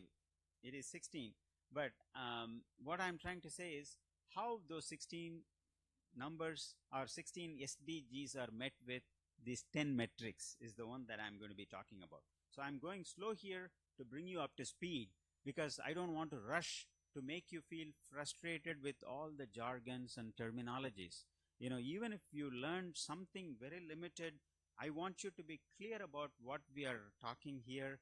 That way you will go home with an understanding that you never, or you probably had some, but you may not have full understanding. So that I want to use the opportunity to ignite your thinking. So I talked about emissions, right? CO2 is one of them. Methane is another greenhouse gas. Nitrous oxide, N2O, is another one. These have reached really record highs of 2023 that I'm talking about. CO2 passed 400 ppm few years ago, but now within a very short span it has reached 417 at a real alarming level. Significant warming is happening. Many times people, when they talk about emissions, CO2 is the number one thing they talk about, because of vehicular emissions to other burning fire and all that stuff. But methane and nitrous oxide are also really potent, and they are increasing in the atmosphere, driven primarily by agriculture. Rice fields produce methane. How many of you know that? Okay, yeah, so rice fields, we have more in India, right? They are the potential source of methane, and because of wetting and drying and alternate ponding conditions and the biological activity that happens, that is a source of methane emission. And fossil fuels and wetlands, they are also producing methane and nitrous oxide. That's also at the higher level. Ocean heat content, these metrics that I showed in the picture before, I'm just giving the text associated with them. Ocean heat content is another important thing. That's, creating that sea surface temperature, which is creating these storms. I will talk about hydrologic cycle. Some of you may have seen those before, but still I will go back to the basics and establish the connection between different terminologies that hydrologic cycle has. And as you may recall, precipitation is our, for hydrologists, precipitation is the number one variable that's important for us to connect with all the studies that we do, right? But how is that precipitation is happening? Because of ocean heating and evaporation and evapotranspiration on the land surface combined sends water vapor to the atmosphere that's coming back, right? So increased sea surface temperature means increased storm activities or increased evaporation from the ocean surface, which is bringing that moisture into the land, creating precipitation. So that connection is there. So I want you to see that connection. Because of sea surface temperature increase, we will have floods in some parts of India or some parts of the world. That you need to really have some connection with, right? So that's one of the reasons. And then, of course, on top of that, there are some of these climate indicators. Like, for example, El Nino is something that we are highly impacted with. When El Nino happens, we have in some parts of the world high precipitation, some parts of the world you have low precipitation. So it's coming every few years, 5 to 7 years time frame. And on top of that, when sea surface temperature is increasing, it is creating some kind of a chaos, confusion in the sea. So that leads to modified evaporation patterns, and hydrologic cycle is changing. Hydrologic cycle, when it changes, it messes up hydrologist's life. Of course, it's an opportunity for us to take that as a challenge and come up with something interesting.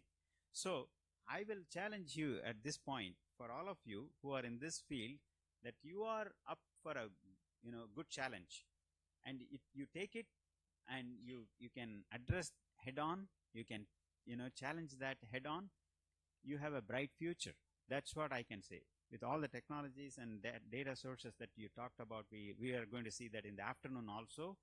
If you are able to connect all the dots together and say that I will contribute to this field, you have a great potential, great opportunity in this area, in this particular topic for the foreseeable future, especially countries like India, where there is a high level recognition of this topic. That's very important. It gives you the baseboard support, the foundation for you to extrapolate, but you have to be smart. You have to be thinking and connecting all the dots. You cannot just keep a narrow focus on only one thing. Get a big picture. That's the objective. So now I'm talking about sea surface temperature to climate scales. El Nino is one of them, but I'll talk about other climate indices in one of these classes. Again, that is leading up to global mean sea level rise, and which is creating additional challenges. Cryosphere instability. Arctic ice melt is kind of creating another challenge, right? So it is good for people who want to pass their ships through all this frozen ice. They don't have to really use icebreakers. Countries are really racing to go to all these remote places to drill oil. But we are talking about hitting the lowest level of sea ice in this season, or in this period, 2023, which is creating lots of problems. And then glacier melt is happening. Himalayas, for example, there are reports, mixed reports that you can see. Some say it is growing, some are saying it's decreasing, but there is no conclusive result on that yet. Studies are going on because we need more data for those high mountains, which is not available, or available but not easy to interpret or interpolate. So science is really needing a lot of people to do all that. Polar and mountain ice is also melting. Extreme weather events, that is another thing, right? So when we talk about extreme weather, I will come back to this topic many times for the next few days. We are looking at impacts of extreme events not in one place, but across the world. When you talk about extreme events, there are many of them. We will list all of them soon.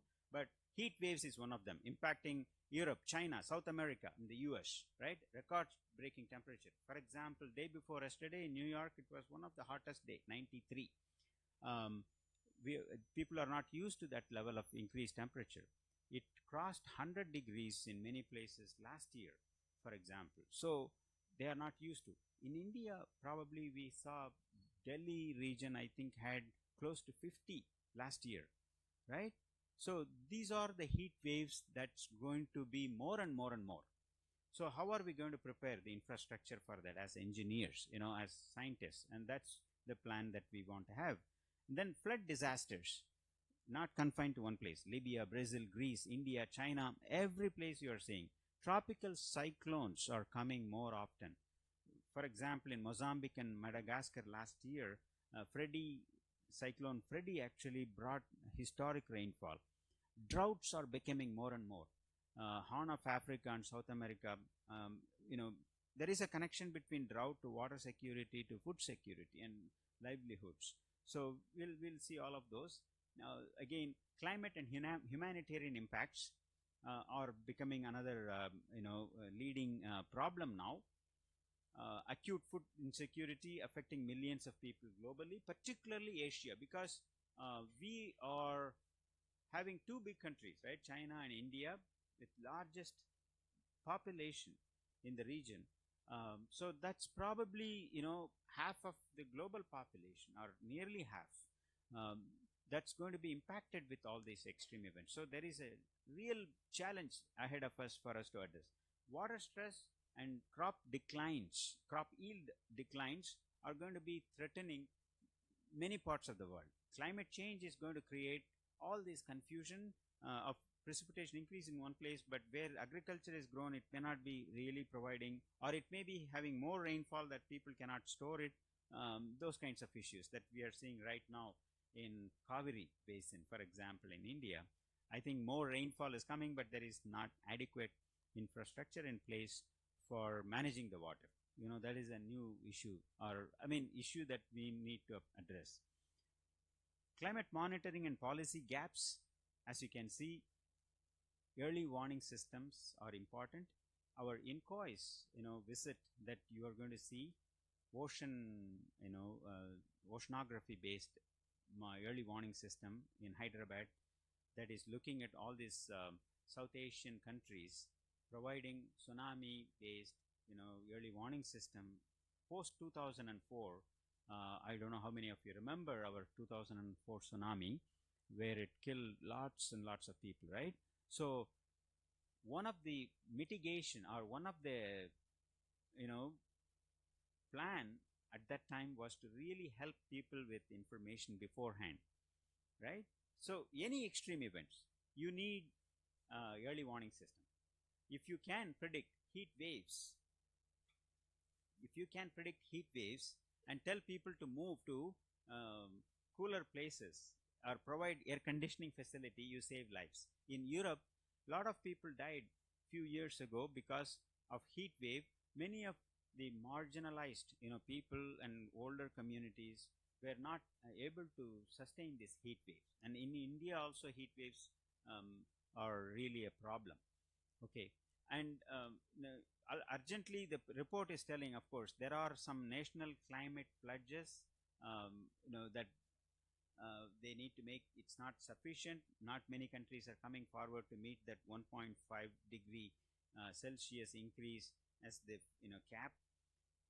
So mitigation and adaptation, that is science based, should be really a requirement right now. And we need, I think, at least in this case, as scientists, we can certainly do that. And of course, there is a debate about finance and resilience building efforts. Basically, that is not directly related to us, climate finance, in this class, but you need to understand, for any disaster preparedness, money is important, right? So many countries are really asking for damage fund, damage and loss, or whatever that is. That's a different topic altogether. We'll not talk about that in this class, but you need to understand, when we talk about what are the urgent things, warning systems are needed, modeling systems are needed, which we have done for one of these projects in NIT Warangal that we will share the results later about floods. And of course, we need to have more data. We are going to talk about data this afternoon in your hands-on session. Data sharing and data monitoring infrastructure is very important. In India, I think there should be a definite push, both from satellite. When we talk about data, there are varieties of data, right? That we come to know. Dr. Venkat Reddy was presenting just now. Observation from the ground, in situ monitoring, right? You need to have weather stations. Density of them should be higher. The second one, of course, is through remote sensing, satellite products that you can validate or use them to combine with in situ observations. The third one is to build models that will also help generate the data that you need based on the historical information. Of course, you need some information to put in the model, and that information, that data should be also good, right? If the data that you feed into the model is bad, what will happen to the output? That is also going to be bad, right? So our emphasis should be, of course, on data analysis. That should be based on good quality data, and then the emphasis is basically informing whoever that is. It could be policymakers. When I'm saying policymakers, it could be collectors or IAS officers or the technical people or politicians, decision makers, those kinds of people. And then the stakeholders. Who are the stakeholders? For example, if there are two river basins or two states that are sharing the river, we need to think about all the people that are within the basin that needs to be helped or informed. So we need to build tools and build adaptation strategies for them based on science, based on data, right? And then, of course, you need to really think about futuristic goals of how to build models that are predicting better. So climate extremes are going to be the new norm. It is not going to go away. So we need to now think about what will happen to a region that where you are going to be focusing on for research, for your work, whatever you do in the future. So if things have to happen in the right order, of course, for mitigating these hydrologic disasters, we need to think about emissions, to be curbed, curbing emissions aggressively. We will talk about that later, but then protecting the communities through early warning systems would be needed. This is a kind of a summary message that I'm giving. And of course, integrate climate data into all development planning and international cooperation. Without data, you cannot talk about what you will do to build something, to protect people, to make decisions, right? Data, data, data. That's very important. Now, in the age of artificial intelligence and machine learning and AI generation of tools, we need good data to provide these monsters with all this information. That way you will come up with a better data. Otherwise, anything that you generate will be just not so great, not so useful. Again, this is a different topic but related to climate. The shared socio-economic pathways, SSPs they call. This is the climate model jargon. I want to talk about that and introduce, for some of you might be familiar, some of you might be using CMIP data, that is using these SSPs. Some of you must have used RCPs, a representative concentration pathways of CMIP 5 data. What are the differences? Why are we talking about climate model and these data sets? That's very important. But please raise your hand if you are hearing these SSPs and RCPs for the first time. For the first time. You are hearing this for the first time. Correct? Okay, then I'm happy because I have prepared some slides to introduce the topic to you. And I don't want to skip them, because without knowing what they are, you cannot really download the data that we are going to be talking about this afternoon and saying the data that you're looking for is what, that you need to have an understanding. So I'll talk about that, in a bit. It is now 12 past 12. We'll run this course through 12:45. That is another, what, 33 minutes? Do you need a 5 minutes break now, or should I press on? What's your choice? How many of you prefer a break? Just let me know. No hands raised. So we are okay to go ahead? Good, good. Let's cruise through then. That's fine. So SSPs are actually looking at alternate future development scenarios for society's energy use, economy, and climate response. So I'm reading from the slide, sorry. But what I'm saying here is you need to understand what kind of trajectory that development has. Today Warangal has so much of economic activity. What will happen in the future? How that will affect emissions?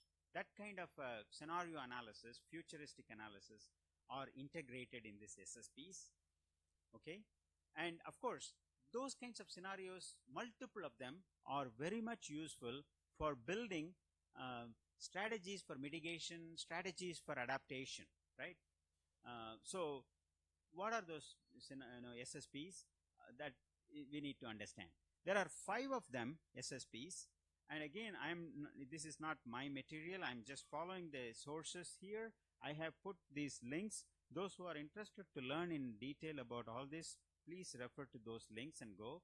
Again, they are taken from there. So I want to attribute or give credit to those sources. That way it's not amounting to taking other material without credit. Some of them are open source, so you just need to acknowledge. So coming back to the scenarios here, there are 5 in the literature that you will see. SSP 1, 2, 3, 4, 5, right? First one is sustainability.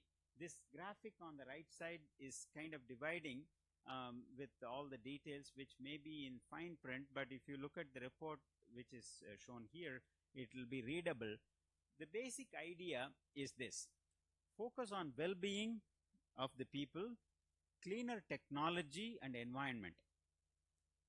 Cleaner technology and cleaner environment. So that is the ideal goal, right? SSP 1, if it happens, we are not studying. We will still study hydrologic extremes, but we will not be studying in depth, because we probably will not be seeing this many disasters, this many extremes, this many droughts and floods. Sustainability. But is that happening now? That is a question. Probably not. We already missed the boat many ways, right? So if it happens, there is less challenge for mitigation and adaptation. The reason is there is less disasters. There is climate variability induced disasters. You will still see floods and droughts, but not as frequent as what we are seeing now. You understand what I mean? SSP 1 is ideal scenario right now, but which is not possible now. That is the condition. And SSP 2, so when you read the material, then you will understand how I am explaining this. So low challenges to mitigation and adaptation means it's a good scenario for us. You don't have to worry about too many risks, but moderate challenge to both mitigation and adaptation in the middle of the road. So we are coming to a slightly relaxed emission things, for example, and that means people are emitting a lot of CO2s, lot of methane and nitrous oxide in the atmosphere at a modest level. That means you are still going to have some disasters. That means you need to come up with mitigation and adaptation, but there will be some challenges, but you can still manage. SSP 2. SSP 3, there is competition. India versus other country in the region, or US versus other countries, or Europe versus Asia. Competition is going on, rivalry for development, for giving good life for the public, for people, right? That means you have to develop, you have to build roads, you have to build infrastructure, build industries, bring jobs, right? All of those things happens or will happen. That means there will be a high challenge for mitigation and adaptation, because you are already disturbing the cleaner planet, right? That is the scenario, and that's some kind of the pathway that we are in right now. And inequality, when it comes to unequal development, I'll show you a nice graph where the least developed countries are the most vulnerable for hydrologic extremes. Bangladesh, for example, you will see getting flooded all the time because of climate change. And that is because of some of the rich countries pollute more than per capita, emission of any of these low income countries or middle and low income countries. Okay, so low challenges to mitigation, because if we are talking about inequality, these underdeveloped or developing countries, the challenge to mitigation is not a problem because they are not polluting anyway. So when we are talking about mitigation, think only about emissions, and they are not polluting, so there is no challenge there. But high cost for adaptation for them. Where is the money for them? Where is the support for projects, finances for their projects? Adaptation is a very difficult thing. Netherlands, for example, with sea level rise, even without sea level rise in the past, that is one of the low lands, right? One of the low lying lands because of their geography or topography, flooded all the time. You have studied even the story about a boy holding the dike in the night. Probably you remember that story, right? They were able to build the dikes. Can India build dike around the city of Mumbai to protect the city? Or Bangladesh, can they do that? No, it's a problem, right? That's the inequality part that I'm talking about. Developed country can build infrastructure to protect people, but not so developed will have issues, right? As future scientists, you are going to be appreciating those differences and coming up with a better approach for that. And of course, SSP 5 is the most aggressive scenario, right? Growth driven. Everybody wants growth. Every country in the world is wanting to develop, which is reasonable goal. But at the cost of the environment, right? They are polluting more. They are pumping more oil. They are, fossil fuel. And then, technologically they want to develop. They want to develop infrastructure. They want to have more vehicles on the road. People buy more of those cars, right? I mean, if the cost of these cars are coming down, people buy. If it's fuel driven, of course, obviously you're going to emit more. If it's EV, electric vehicles, then probably not much, but cost is going to be high for that.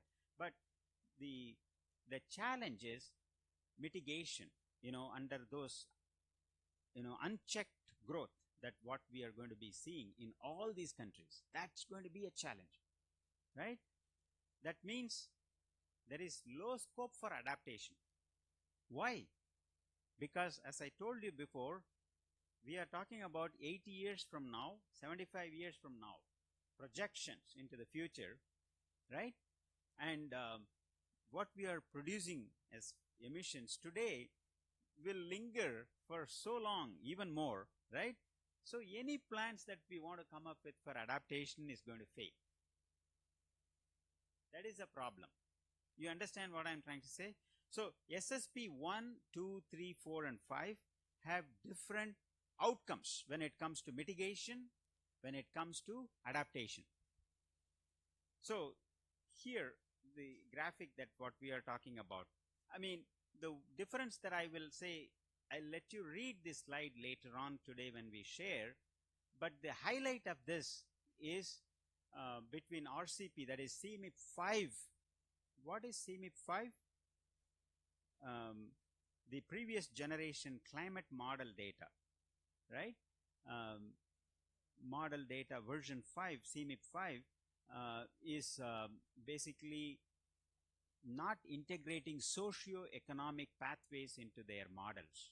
These climate models produce what will happen 50 years from now, 100 years from now with respect to temperature or precipitation without considering the socio-economic aspects. But in SSPs, that is exclusively integrated, and that's more realistic in a way. That's why people, I mean, we are now moving on from CMIP 5 generation climate model data sets to CMIP 6 data sets. There are uncertainties even with CMIP 6, but it is considering more realistic scenarios. And in this SSPs, 1.9, that is SSP1, is the most conservative or sustainable, ideal kind of a situation. That's not happening. So that is included as the low bar. And the high one, high bar I would say in terms of expectation. But then SSP7 or SSP3, the new scenario that they have included, as kind of near high level, but it's not the highest. SSP5 is the highest, right? SSP5, which is about 8.5 scenario, is the highest, but SSP3, 7 is also now people saying maybe happening, which is above the ideal condition. So we as engineers should be considering the middle ground, which is SSP 2 or 3, as ideal design standards for us right now.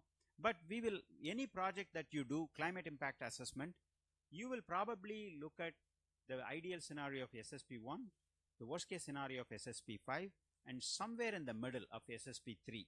SSP3, you have two options. The newer one is 7, the older one is SSP2 4.5, and SSP newer one 7. You may want to still consider. So these 4 options that we have here on the right side, 1, 2, 3, and 5, are ideal for us to consider for designing. The reason is it will accommodate the uncertainties within the models. What do I mean by uncertainty? So this graphic nicely explains. I'm sorry it is crowded, but I think there is some text associated with that in the report that I shared or showed before. Basically, near term, mid-term, I'll try to break it down. Near term, mid-term, and long term, right? So when we are talking about near term, maybe around this time, and then maybe 20 years from now, mid-term, and then long term would be 2080 to 2100. The uncertainty grows, the graph widens, as you can see here, right? Anything that you see in the near term, uncertainty is less. Anything that you go far beyond, uncertainty goes. Similarly, I'll give you an example. You are seeing temperature of what today? What is the average temperature for Warangal today? Anybody knows? 28, 29, somewhere around, right? What will be tomorrow's temperature? Around that, 29, 30, 31, something like that. It may not go to 40 right away, right? But what will happen if I project today's temperature to 6 months from now? Can you say for sure? The uncertainty grows, right? You don't know what will happen. So likewise, if you extend from today to a long term into 100 years, the uncertainty grows more. So that's how you want to kind of imagine, okay? And now, what are these gray shades that we are seeing? For every line, if you see here, there is some kind of a fluctuation here, right? These are different models. What they assumed in the model is that what if the economic activity is less? What if the emission is less? What if the the other conditions, policies that are made better in terms of regulations, all those things in the model they will put. Then it will generate different temperature into the future. They don't throw them out, they put them back into the graph here. So the graphs that what we are seeing here,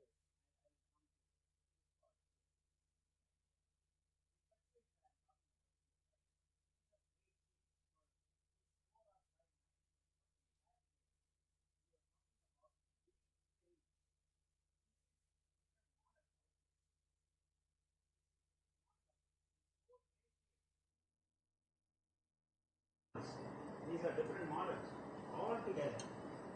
But this one line is historic observed, but then this one line is the average of different models within a given scenario.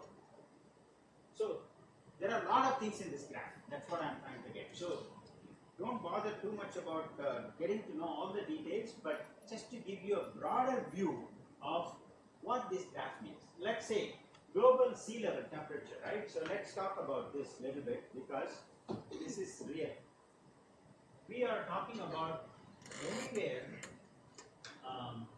relative change, right? 1 meter up to, from 20 centimeter or 25 centimeter all the way up to a meter, you can see a change with respect change. I'm talking about change in the height of mean sea level. 1 meter, that will actually flood lots of big cities on the coastline, whether it is Mumbai or Chennai or New York or Tokyo or many cities around the world are vulnerable. If this scenario happens, probably not so much. There are going to be some damages still. But if this scenario happens, maybe half and half. Some cities are protected, some cities are not. So people are coming up with different options with the SSPs, development activities, economic activities, social well-being are integrated into the model SSP 1, 2, 4, 5, all of them integrated. So they kind of show this. So why are these necessary? The range is necessary to really give options for policymakers. For policymakers, you need to really tell them, okay, you have $1 trillion in the government budget to invest, or you have $1 million only. So there is a big difference. So you want highest possibility of risk and invest if you have a lot of money, so that people are protected. If you have less money, you are going to be, looking at middle ground scenario or a lower scenario where the risks are going to be still there, but you will kind of play it carefully. So this is very important, providing the options for people. You cannot say for sure it will happen. Whether it is the US or Europe or India, when you talk about weather forecast, what do they say? There is a 10% chance that you will see high rainfall tomorrow. That 10% is the uncertainty part that they are talking about, right? There is 10% or 90% chance that it will happen, or 10% chance that it cannot happen. Something like that if they give, then that uncertainty is talked about. That is the same level of uncertainty that we are talking about here. So that's very important.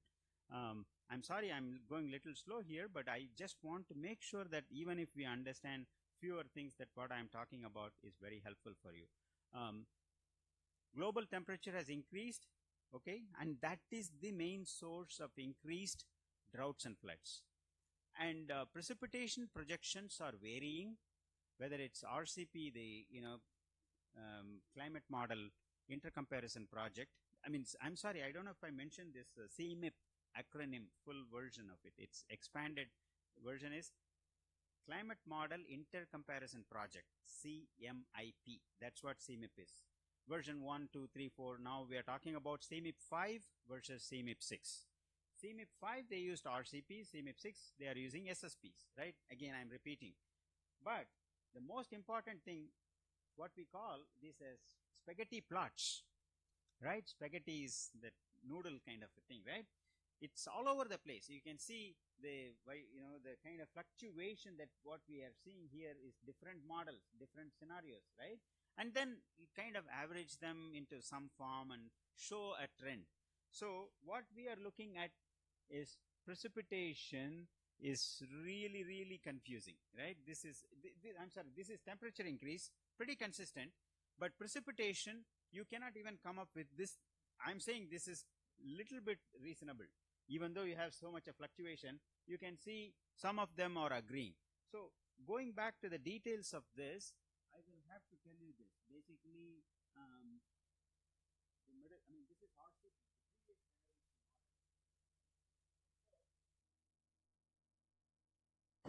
worst case scenario, middle ground scenario, the most ideal scenario. But people try to really follow this one currently, a business as usual version, middle ground scenario, 2 or 3 or whatever number that they have here. So there are lots of uncertainties with any of the models. You have to take 20 different models, come up with 20 different simulations of variable that you are interested in. For example, I'm giving an example of Kerala, for example. When you are talking about precipitation or temperature, there is going to be uncertainty. You don't want to use one model of climate model and say, this is what will happen in the future. Never, right? you will try to really see what is the level of uncertainty from one model to the other and come up with a broader understanding of bracketing those uncertainties, right? So that's what is very much needed. Precipitation, they don't come up with a line graph like I showed before. They just show like this. On a spatial scale, the change in percentage, it's pretty wild if you see SSP. Now, one in the acronyms, so you are up to speed with me on that. When I'm talking about SSP1, the sustainability scenario, ideal scenario, you are still seeing some increase, I'm sorry, in temperature, relative change in temperature. So you have to relate all these things that I said before.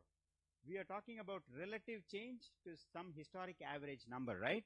So that's why you are seeing only between 0 and 6 on the positive side, 0 and 6 on the negative side. It does not say what is the historic average they used, but it's in the report. What you want to understand is, in the future, even with sustainable scenario of lowest, most conservative scenario of lowest emissions, 2.6, the whole world is kind of warming up between 1 to 2, which is what already is happening, right? 1.45 we saw by 2023 global report. It's happening already. It's because the pollution that we are already doing, for the last 50 years, 1970. Another terminology in climate science people use, pre-industrial, post-industrial. What is post-industrial? Ideally, post-Second World War, but many countries started aggressively developing from 50s or 60s and 70s. So now we are talking about post-industrial development for the last 70 years. If you take even 1960, 1960 to 2030, let us say. The pollution that has already happened is causing this 1.5 degrees Celsius increase relative to the past. So there is no blue. Do you see anywhere the planet cooling? Nowhere, right? It's not happening. So that means we are up for a drought condition or heat waves into the future because of this temperature alone, just temperature alone. Look at this 7 SSP3 for the period of 2081 to 2100.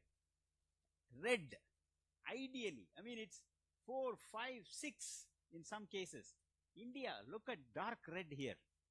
Pretty scary, right? We are talking about 5 degree above the current temperature. Let's say you are talking about 28, 29 today. It will be on an annual average case 6 degree more. It could be 35 by July, right? It could be, when I was here last time around, temperature was 47 one day. They told me not to come out of the room. It may be 52 that time, 47 plus 5. There is a tolerance limit for human body. We have certain, characteristics that we cannot, forego. Planet Earth is livable for humans, not planet Mars. That's why nobody is there. But if we are changing this planet to be like Mars, are we going to live? Are we going to have a good life? That is a bleak picture when you think about it. I'm sorry to scare, but this is what will happen if that scenario happens. So it can happen from anywhere from this to this, right? We have to be ready. We have to be ready as scientists to come up with solutions for this scenario. That's what we are talking about. We are not talking about worrying whether or not I will be alive or dead. That is not the case. I'm talking about how do we consider this into making decisions. Do you get that point? Okay. So precipitation is totally ambiguous if you look at it. If you see here, 2081 to 2100 with seasonal.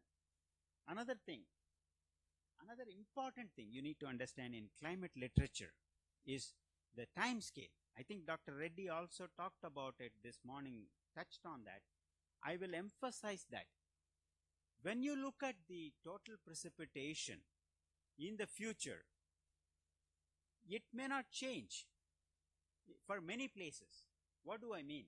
Today, we are getting, let's say, 1500 millimeters of rainfall for Warangal. Today, it may be the same 100 years from now. Then you might wonder, what is the reason? Why am I worried? Why are we worried about all this precipitation and climate change and all that? The issue is precipitation should be seen as on a seasonal scale.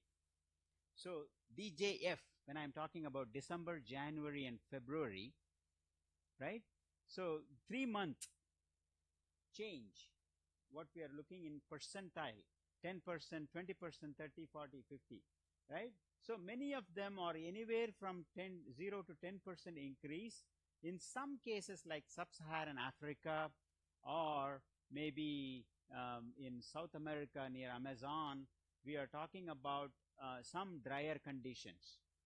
So Australia also a little bit of drier condition, but SSP, in December, Jan, Feb, this one is June, July, August, right? 2.6, this is 7. The ideal scenario or best scenario, this is the worst case scenario, best or worst. So we are talking about, let's say the worst case scenario, like temperature that I talked about, June, July, August of SSP 3 of 7 scenario. 7 is the SSP 3 radiative forcing number. So this 20-year outlook, or I'm sorry, 80-year outlook from today, we are talking about drier planet.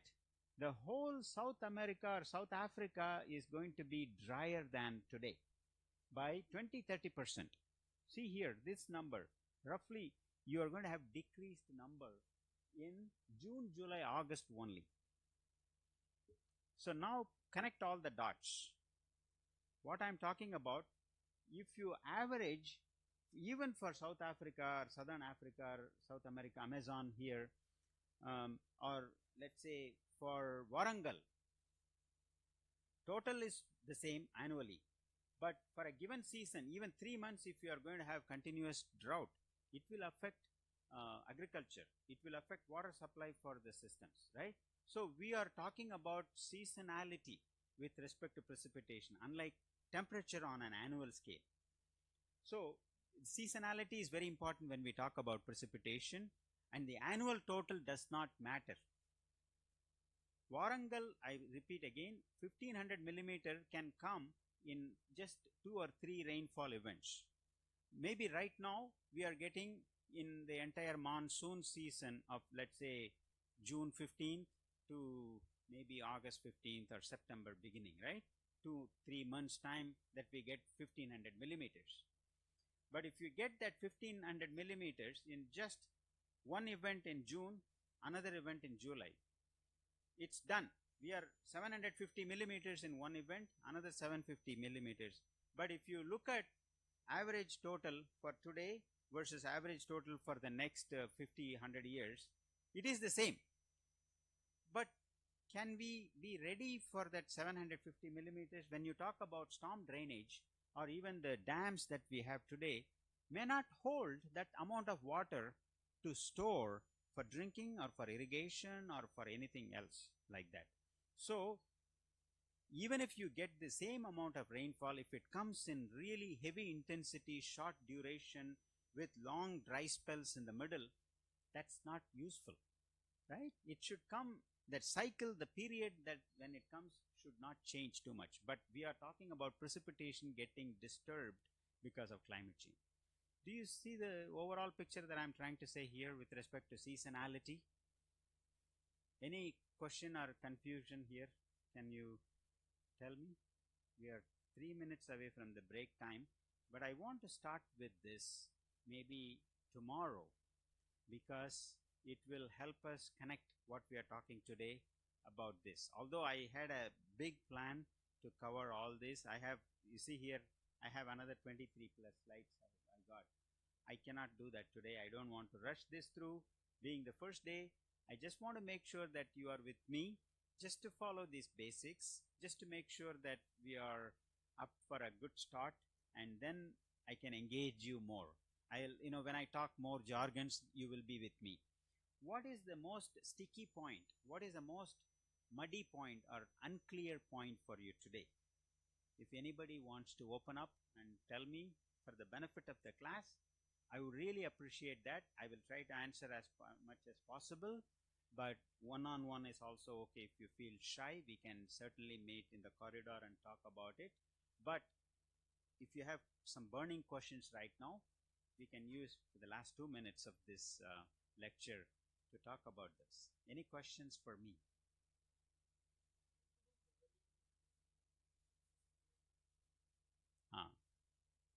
Right.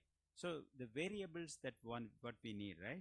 So these climate models, these are monster climate models that has all the elements: land, ocean, atmosphere, and then now when we talk about socio-economics, like they may even have the demography included in it, population, right? And then the economic activity of the the region. For example, a remote place away from Warangal is probably rural community that may not have much economic activity, unlike Warangal or Hyderabad, right? So people put economics as one metric into those models that will accordingly change the prediction. If there is more economic activity, there will be more pollution, more CO2 emission or methane emission, whatever. So something, aerosols and all that. So there is that connection. The models will have, I will talk a little bit about the physics. What you are asking is an interesting question. When it comes to modeling, we cannot just deal them as black boxes, right? These are models that needs human minds to think about what is the most relevant variable that we want to use. What are the processes they are simulating? I think we are getting there in the next 1 or 2 days. When I talk about the models, the process, the equations, how they talk about the feedbacks or the connections between systems, you will have an idea. But being the first day, I'm just a little bit superficial to explain model just as a model, as a black box for now. But keep your question, store it for future reference and bring back that. We can talk more about the physical aspects of modeling. Whether it is SWOT model, how many of you are using SWOT? Okay, quite a few. Have you opened the model as such or running the model? You have opened the box, looked at the code. Have you looked at the code, any of you? No? Okay. So I'm not questioning that, but what I'm trying to say is, if you open that box, you will see 500 equations written in Fortran or C++ or whatnot. Those are equations or empirical relationships that you have. When I'm talking about physical modeling, playing with those equations, modifying those equations, calibrating those parameters, validating them and coming up with better calibration parameters. Those kinds of things I'm talking about as processes, process understanding. We will not do process modeling as such, but at least I will bring the consciousness or awareness about what do we mean by physical modeling. We are using it as a software right now. I will not call as a full-blown modeler if you are just opening the computer and running it as a black box. You are probably a matured modeler, but I would not say a modeler as a physical modeler, because physical modeler will really try to code, modify, and see how we can improve the predictions, something like that. But not everybody needs to be a physical modeler. You can be a user. What we are doing right now is being a user, but an informed user. For being an informed user, you need to know what is a relationship, what is a connection, why the model is not doing good. Those kinds of things are helpful for us to even write the manuscript when you're writing, right? That's helpful. We'll talk about that. I will continue this discussion tomorrow. Start from here on this slide of SDGs and then go from there. Maybe I may increase the pace tomorrow a little bit, and of course we'll have extra 1 hour, like today we had the inauguration, right? But tomorrow we'll have little more time. I'm sure we can start quickly get to the climate model global stuff, and then get to the India specific issues of extreme events, and then go to day 3 on floods and droughts later on, something like that. Okay, does it sound okay? Any other questions you have right now? Yeah.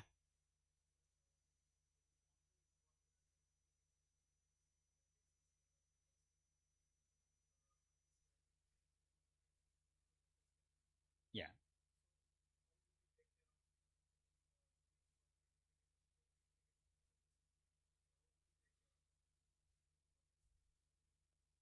Good question. You know, climate models are coarse, big, minimum 10 kilometer or more.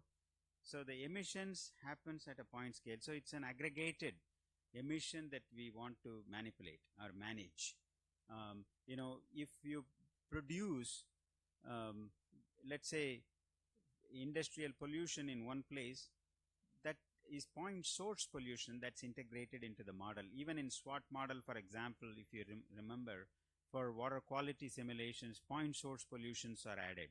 But some of these are non-point, basically wider area. So how do we incorporate? You are going to really see the density. That's where the industrialized, you know, what is the level of industrial activity that we have, how much is to be integrated into the climate model. So then you will get a, you know, for example, 0.25 by 0.25 degree, that is 25 kilometer by 25 kilometer degree. You will approximately assign probably 2/3 of that grid is having emissions that we want to control, right? Like land use land cover plot, you will have a grid of 10 kilometer by 10 kilometer, let's say. You will not have uniform agriculture in 10 by 10. You are going to choose the dominant one, right? Maybe you will have part of agriculture, part of forest, part of built up area. So you will either put the weighted average, or you will come up with an aggregate, average dominant one, majority one, right? So likewise, in the emission scenario, I think climate models are coming up with some weighted average and point load pollutions, and then you can mitigate them, minimize the pollution based on that. So those are the scenarios. Again, I think, again, assumptions, you know, people make, and that's why you are seeing all the uncertainties with respect to models, how to accommodate varying level of emission control, and then talking about adaptation. So that's where the uncertainty comes. Does it make sense? Okay. Yeah.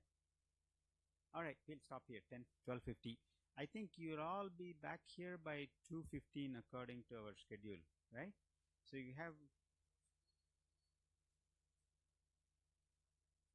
correct. So you will have a hands-on session there. I think we have the materials prepared in our booklets, which you also have. There are, I think, there will be a lead person, and there are 3 other people that will be going around. And I think Dr. Venkat Reddy will be on and off. He may have something going on, but I will be there because I want to also see how the hands-on session is introduced to you by our scholars. But I will connect those learnings from those sessions into our connections to lecture tomorrow. In our lecture tomorrow, I will connect those dots together. Okay, but every day is important. Like our director was telling this morning in the inauguration, use every minute of your presence here. That's very important, right? Constantly think about this subject, relate to your context, whether it's research or for your courses or for future or for graduate program overseas, whatever. Try to constantly, you know, train your thoughts towards those thinking. In this 10 days, it will quickly go, and then you will feel, you know, if you, whether or not you used up your time properly, you don't want to get frustrated. I want to really see you all feel satisfied. You know, that's my goal, our goal, and we'll see whether we will reach that point. So I will check with you again tomorrow what is the most sticky point for you today, and don't hesitate to ask questions during the session. Raise your hand, even if it takes extra few minutes. Let's do that. Okay, goodbye, see you in the afternoon.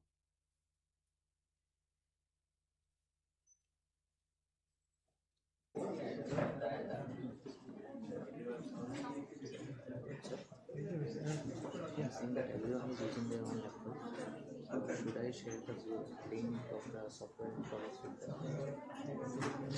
That would be better because the systems are very slow. Google Drive. Yeah, it's in my drive.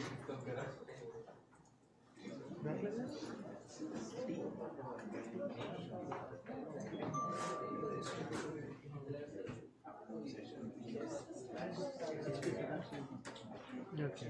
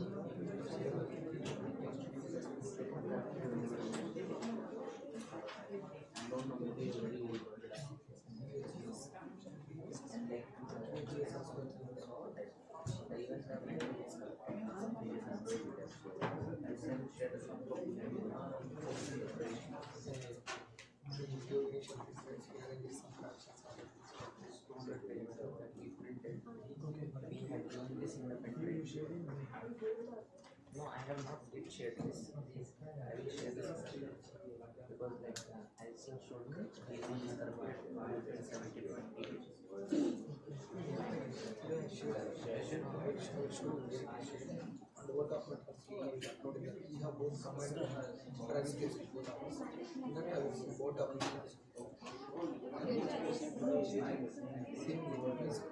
This is we are going to share to students.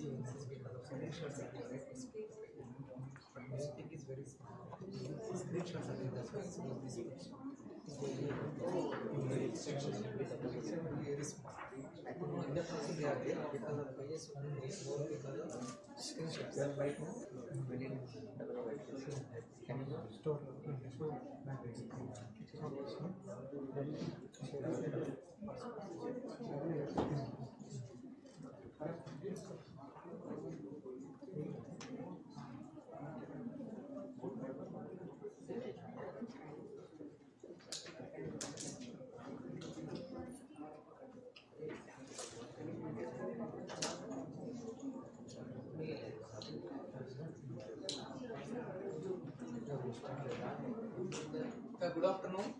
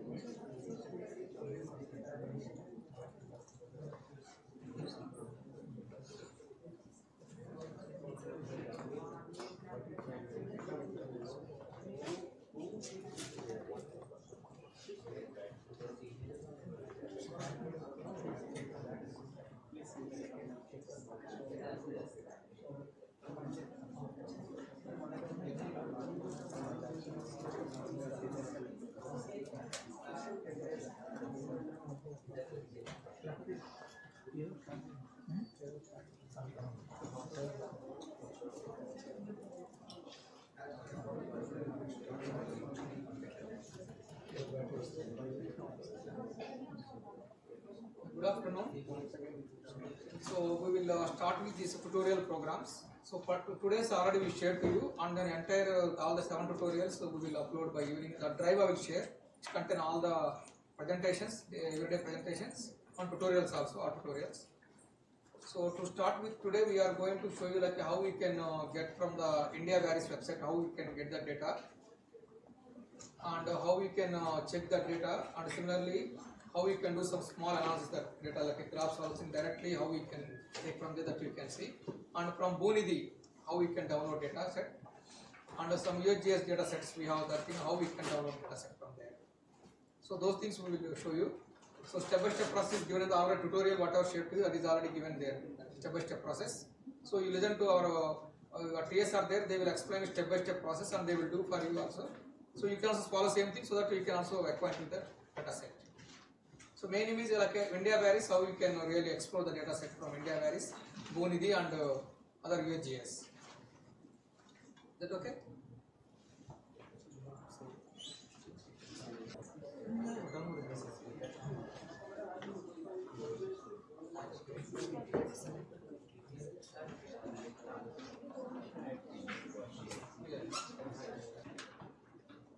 Go to data download. We give pen drive to you, it is also there in pen drive. We give pen drive to you, it is also there in pen drive also. Complete tutorial. Okay. So the first we are going to download is rainfall data.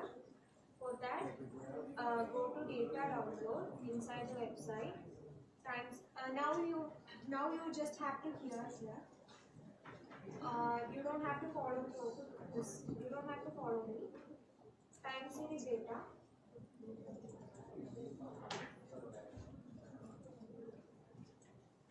Okay. Currently, I will explain with the tutorial.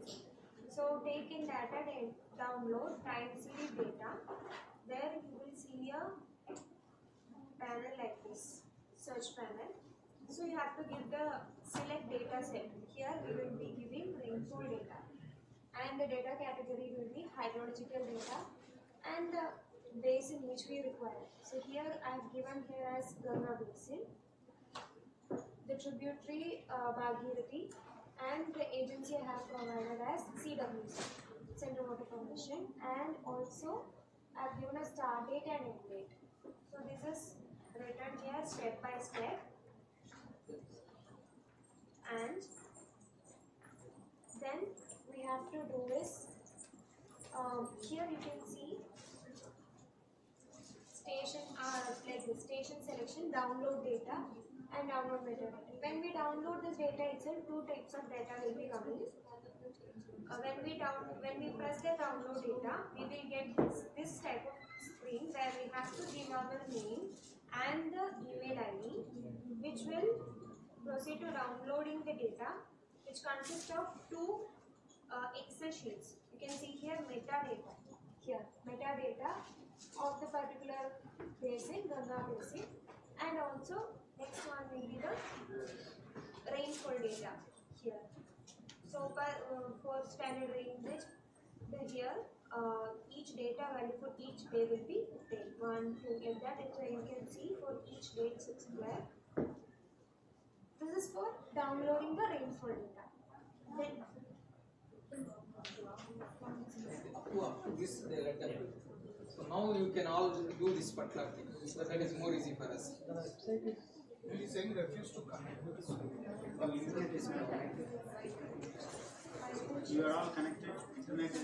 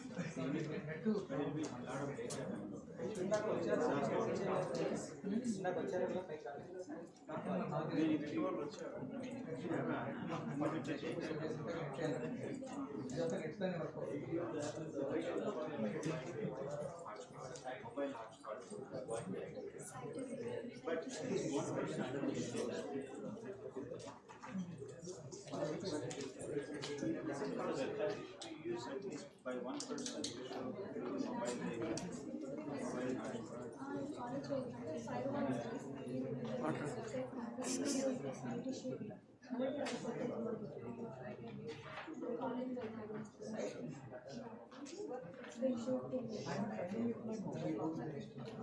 Sir, if required, I will explain more how to be done. Can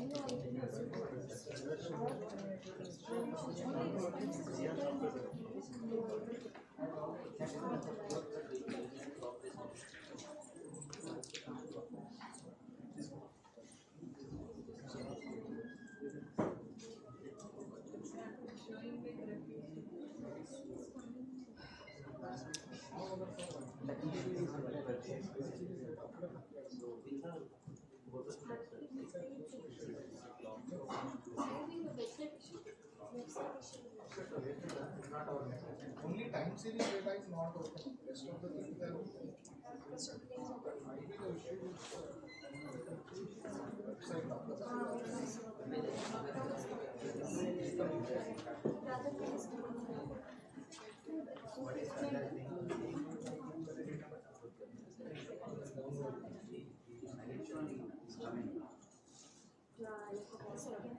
Yes,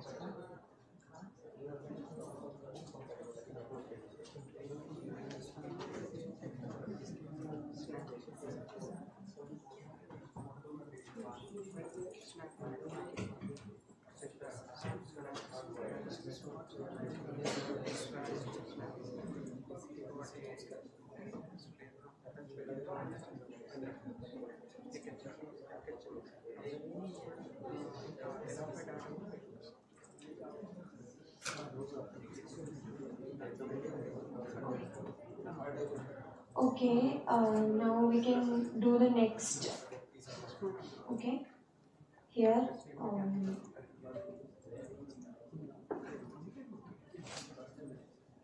Here, the next one is reservoir capacity and fill percentage data. So, go to the website and take water data, surface water storage.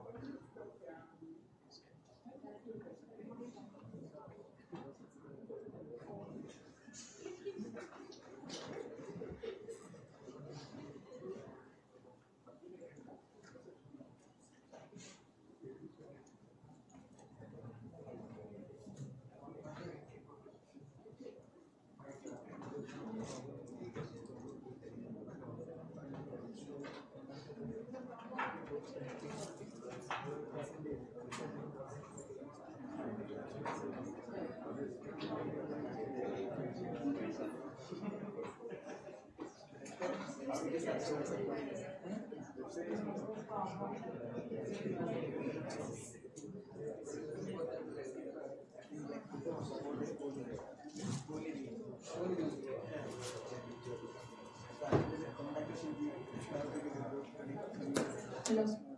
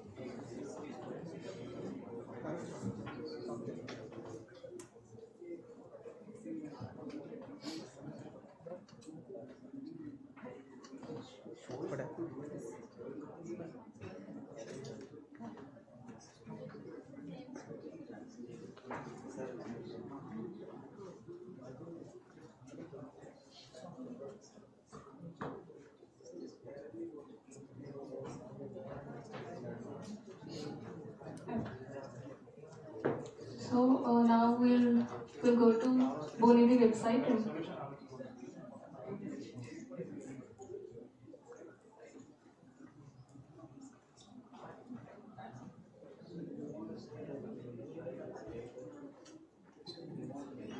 yeah.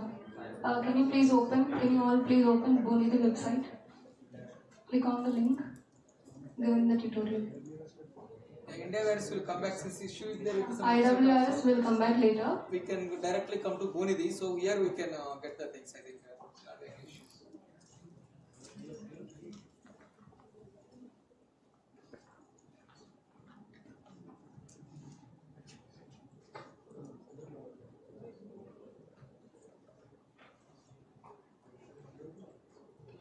So this is the website will contain the different types of data sets. In that one of the sets we are trying to explain here.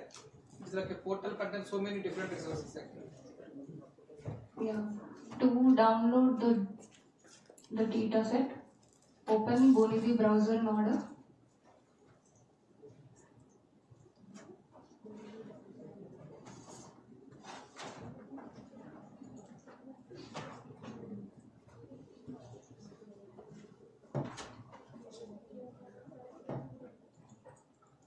In that, just give the required place name of your interest.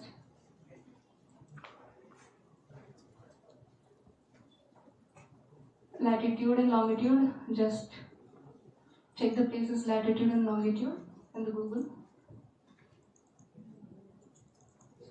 and paste it in the required fields.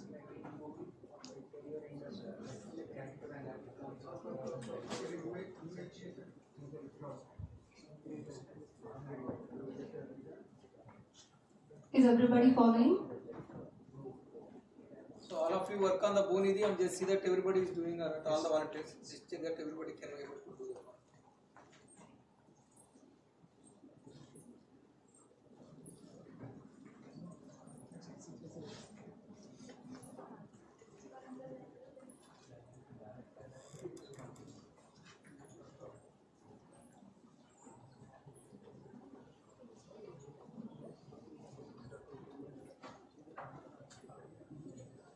Here the next step, after entering latitude and longitude, just give the required area of your interest. Here I am keeping it as 10. Give the date range.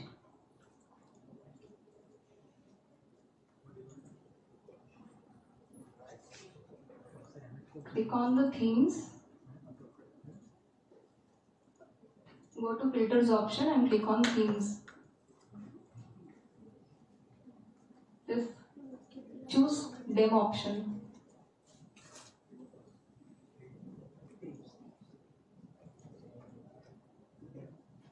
Yeah, is everybody following?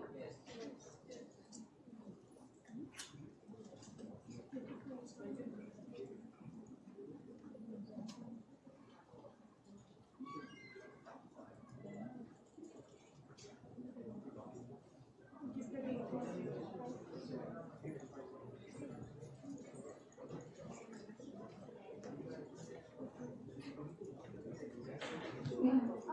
First,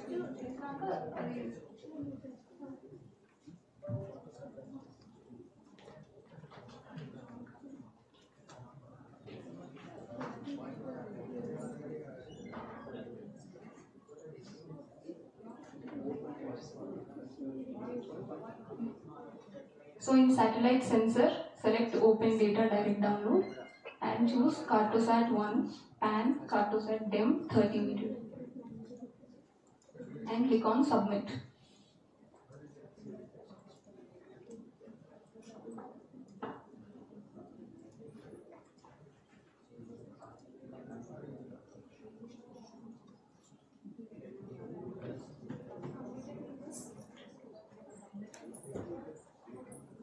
Complete.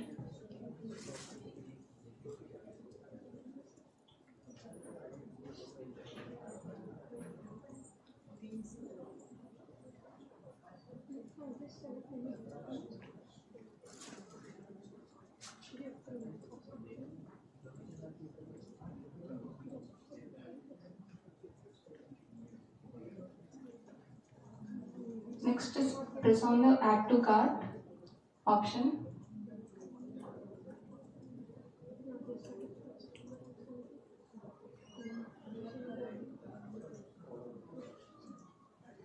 Just select any one of the image and add to cart.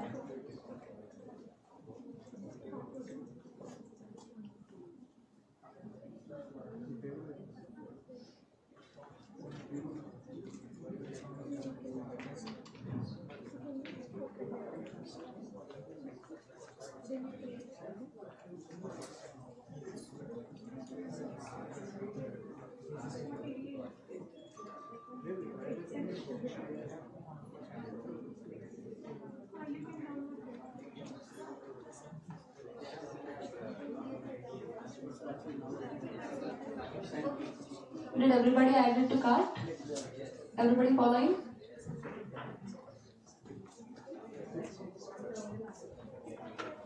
Yeah, now you need to register in the website.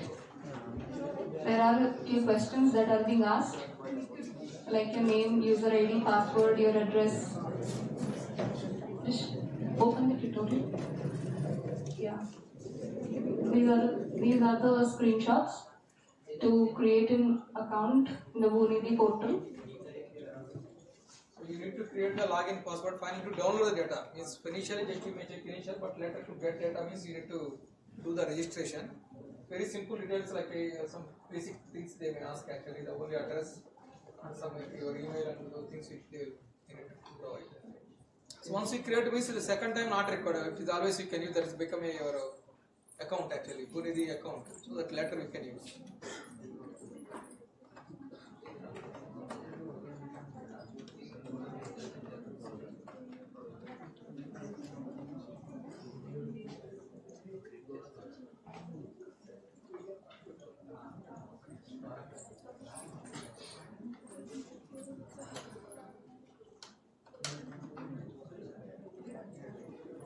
Tutorial it is there, a step by step process is there to do registration process also. That also you can check by the time you are making other experts connected the project. Yeah, please refer to the tutorial. There are screenshots regarding it.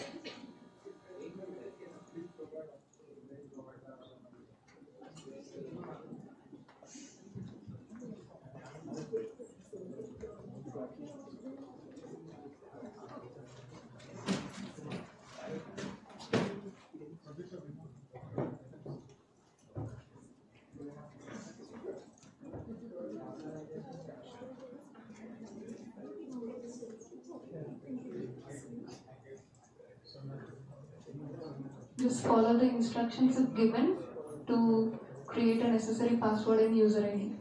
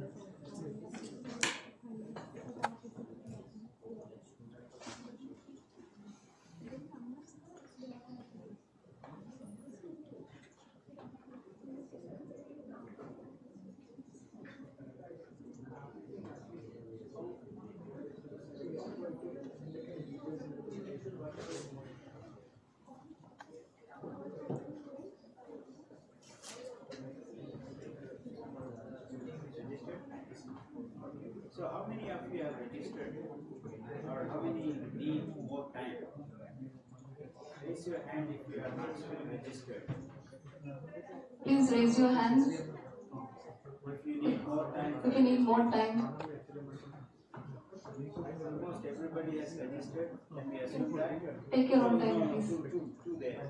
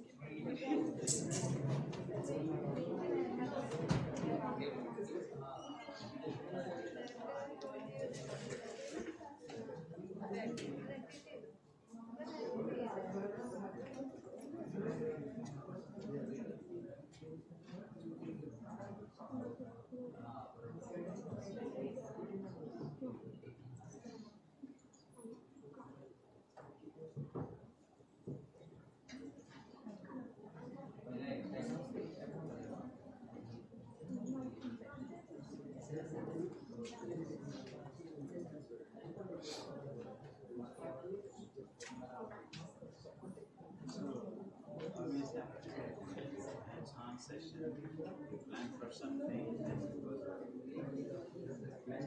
but then bringing it back is but previous impression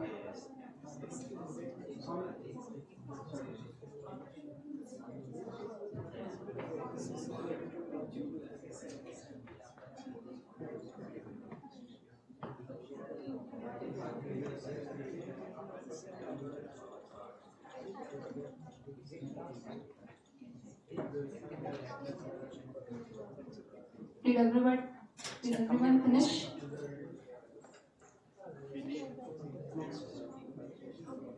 Okay, shall we move to the next step?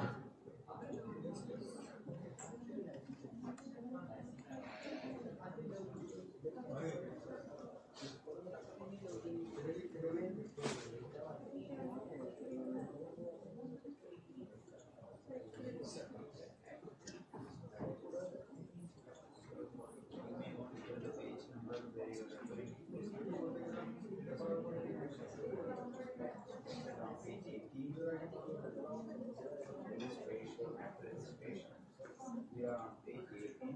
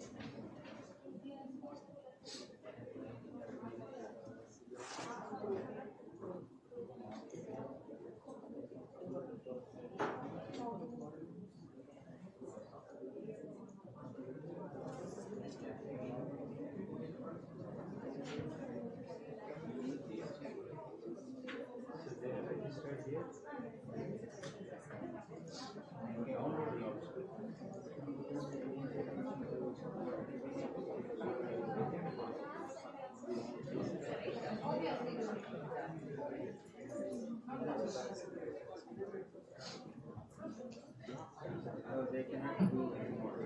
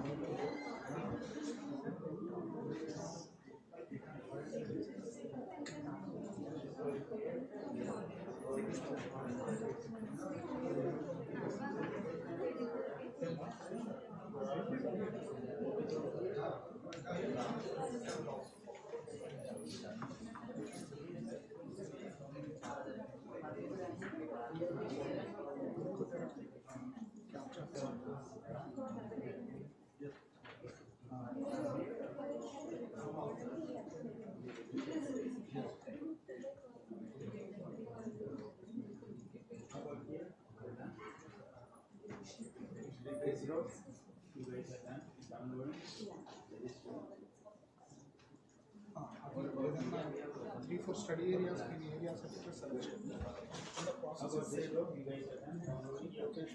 I think mostly they are done, except one or two, but they have to anyway wait for a few seconds or 2 minutes.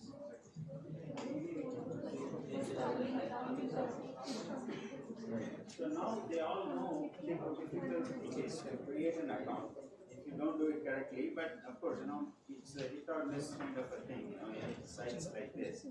But make sure, this is not, one-time thing, right? We are going to do this, if not today, in our own machine. The first part we will do tomorrow. But these kind of issues will come in real time, tutoring like this.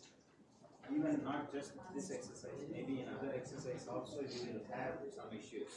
So be patient, but we'll all sail through together. So that's the lesson on day one. Beyond learning about how to download DEMs from different sites, one other thing is when you become, experts of this topic and when try, similar things, you might end up with different rubbers.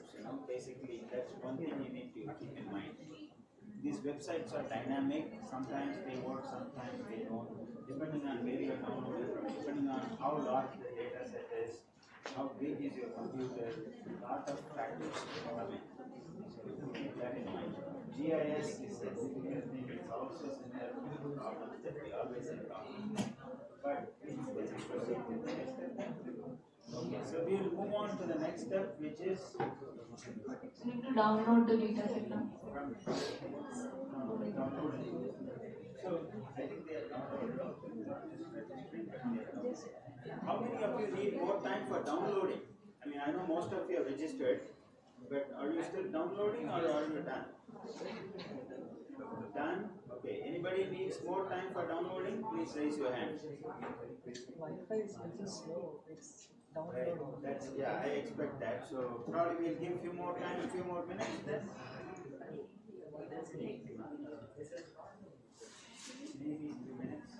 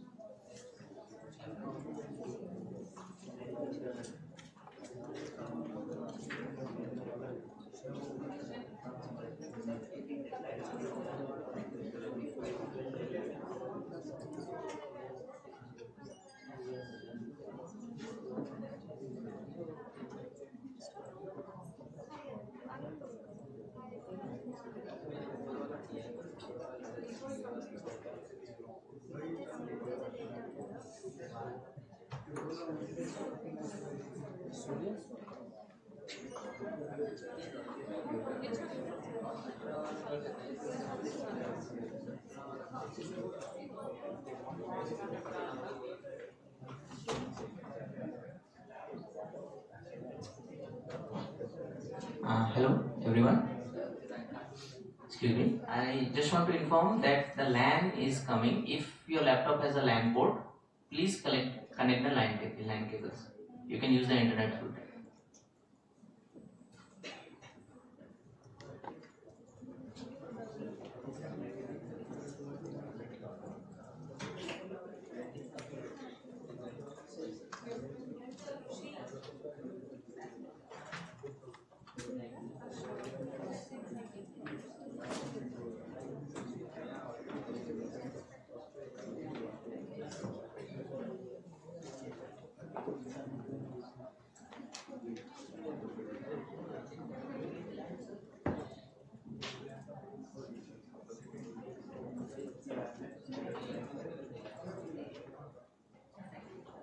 So you all know the resolution of the data set that you're downloading, right?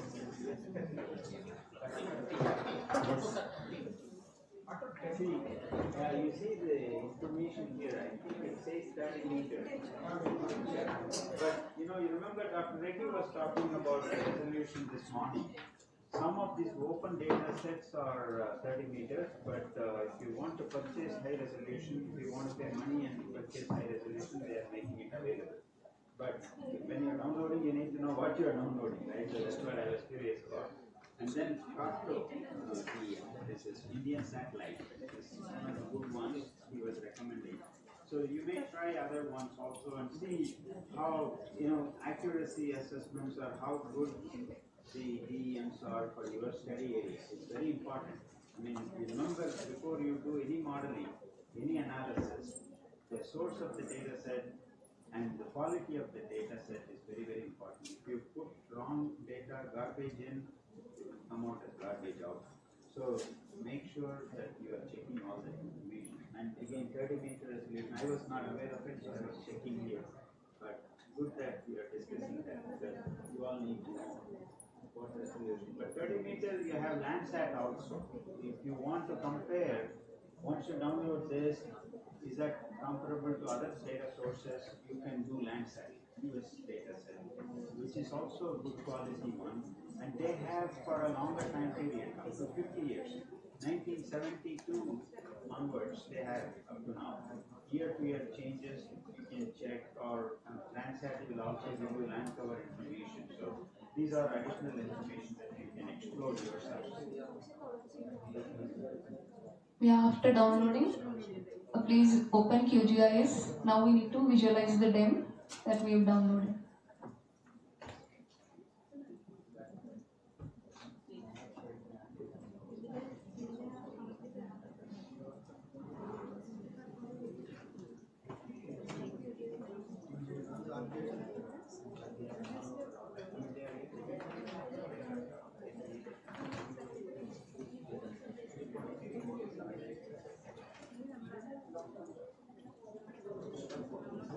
If somebody is not downloaded,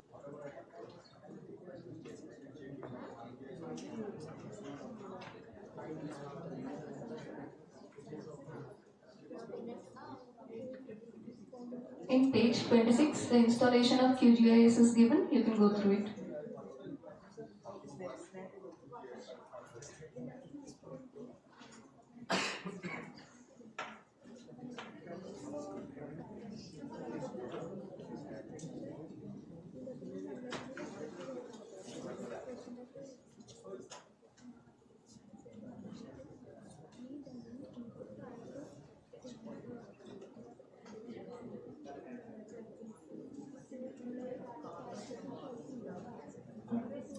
To add the geotip file, please drag the file into QGIS or add a raster layer by clicking on the layer, add layer and raster layer.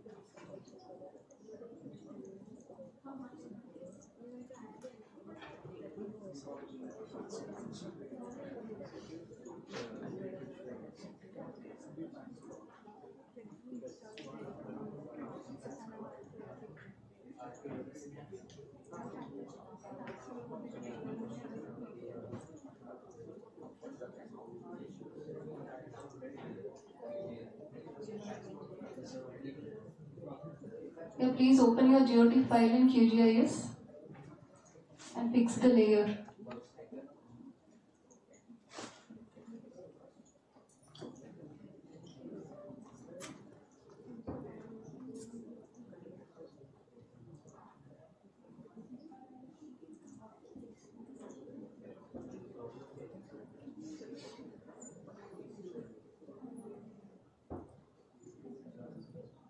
Now choose the GeoT file, right click, choose the properties, open symbology and select render type as single band pseudo color.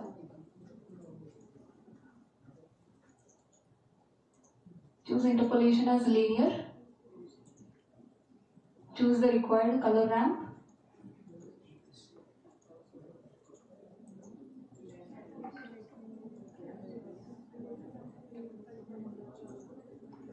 Choose mode as equal interval.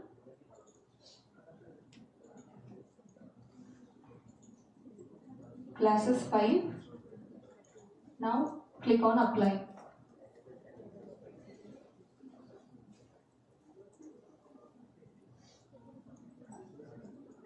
So this part of the demonstration is to show that, of course, you can look at the high and low value just by default, color bar, but by looking at what is the exact color range that you have. In some models, they require the number of classes that you want to define. For example, in SWOT model, they require slope percentages that you want to define. Knowing that step here through this, extra step is very useful. It's not in the manual, but I think something that we can learn. And just to know, by looking at the grayscale map, it does not give you a good idea about how, undulating the area is by looking at the DM. But now going back to the image, can we show the image now and see what we're... So you can see the higher elevation points are here. No, the lower elevation points are on the northeastern side or northwestern side, and southeast you have low elevation points. And most of the area is anywhere between, maybe, so I would say anywhere, like 200, 300 meter elevation is dominant here in this area. These are about close to 20, and this is about 500. So something like that, so you get a range. It's not a big range, it's a flat area that you would have seen, but it gives you a range, just to appreciate. Those places in Kerala, for example, you will see a lot of fluctuations, higher values and low values because of the, the Western Ghats.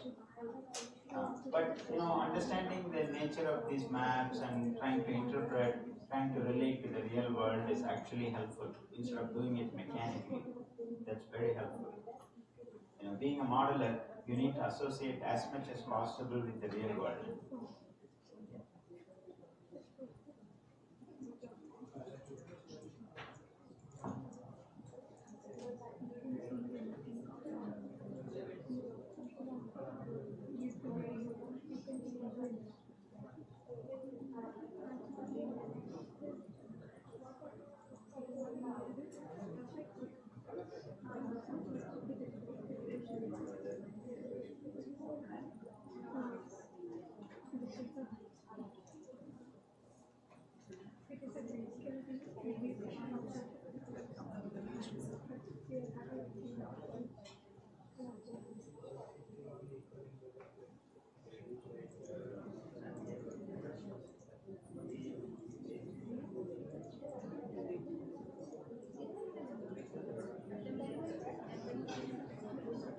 So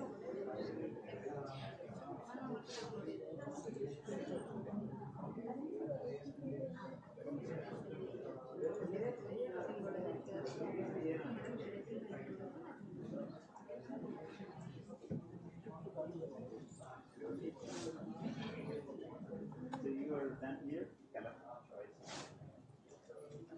DM is done here? This row?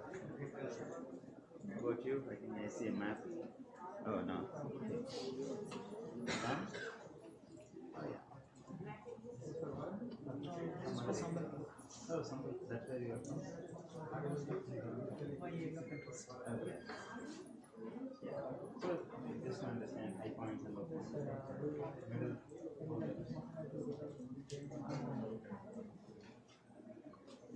So higher. No, no.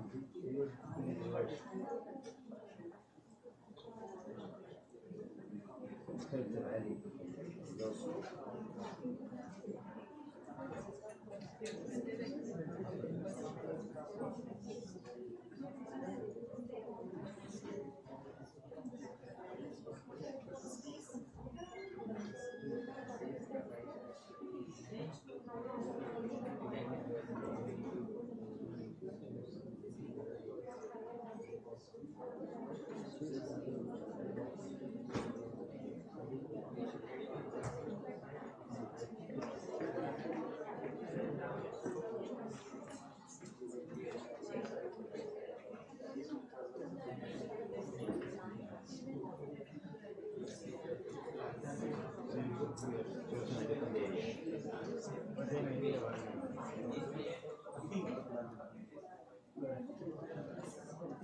I think they are done. We can go to the next week.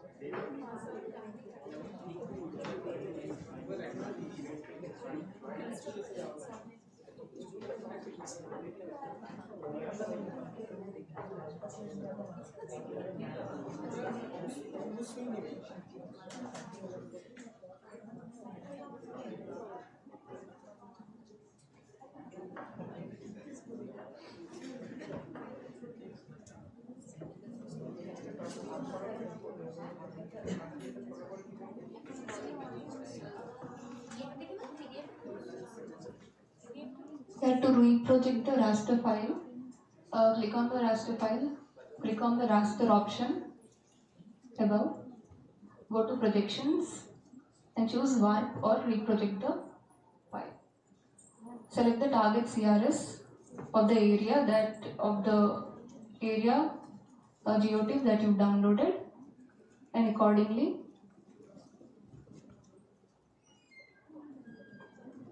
choose and run.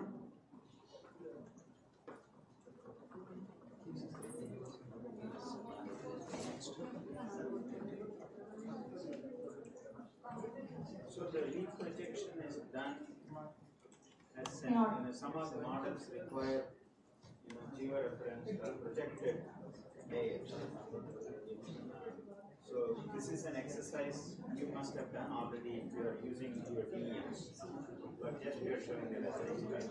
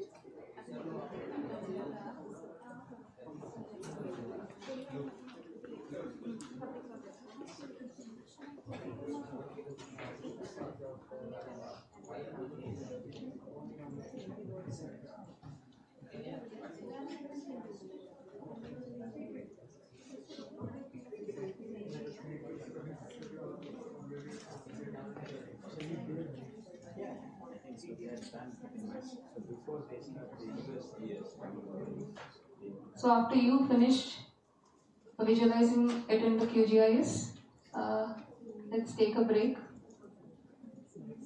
Snacks break, okay?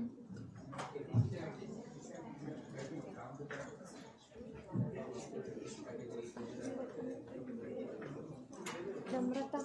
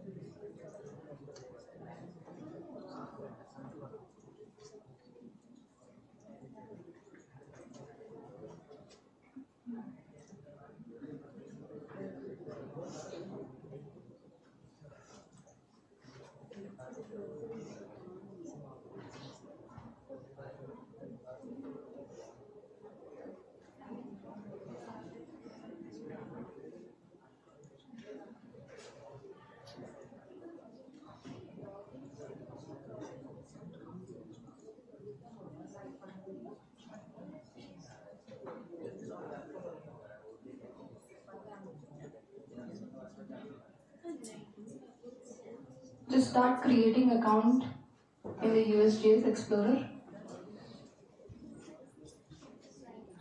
So register yourself in the platform.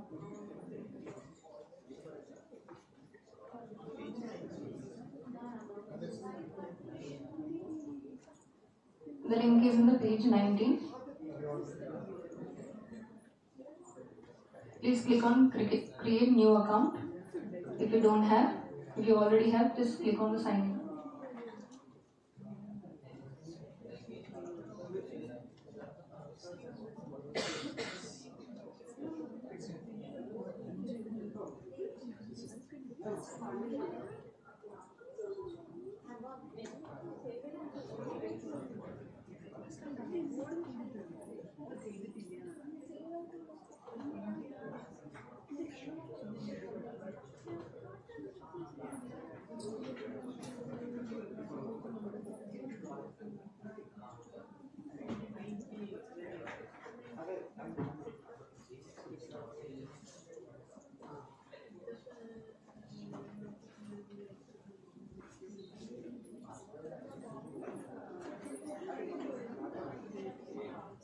So I want to generally advise you on this part of creating an account, whether it's USGS or many other sites.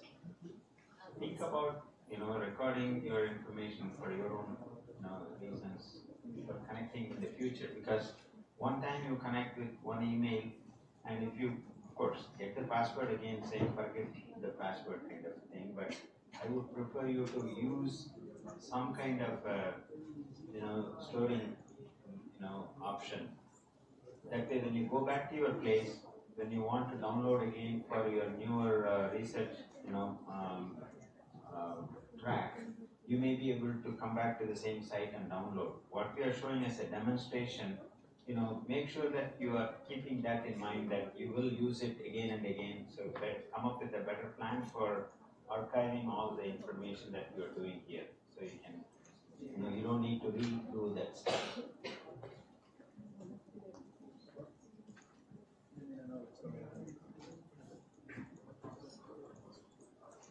Make sure your username, the username that you give, satisfies all the requirements, and the password. Let's see. It's not, you are all smart people, so you should be able to, you should follow these guidelines, create something that is not problematic.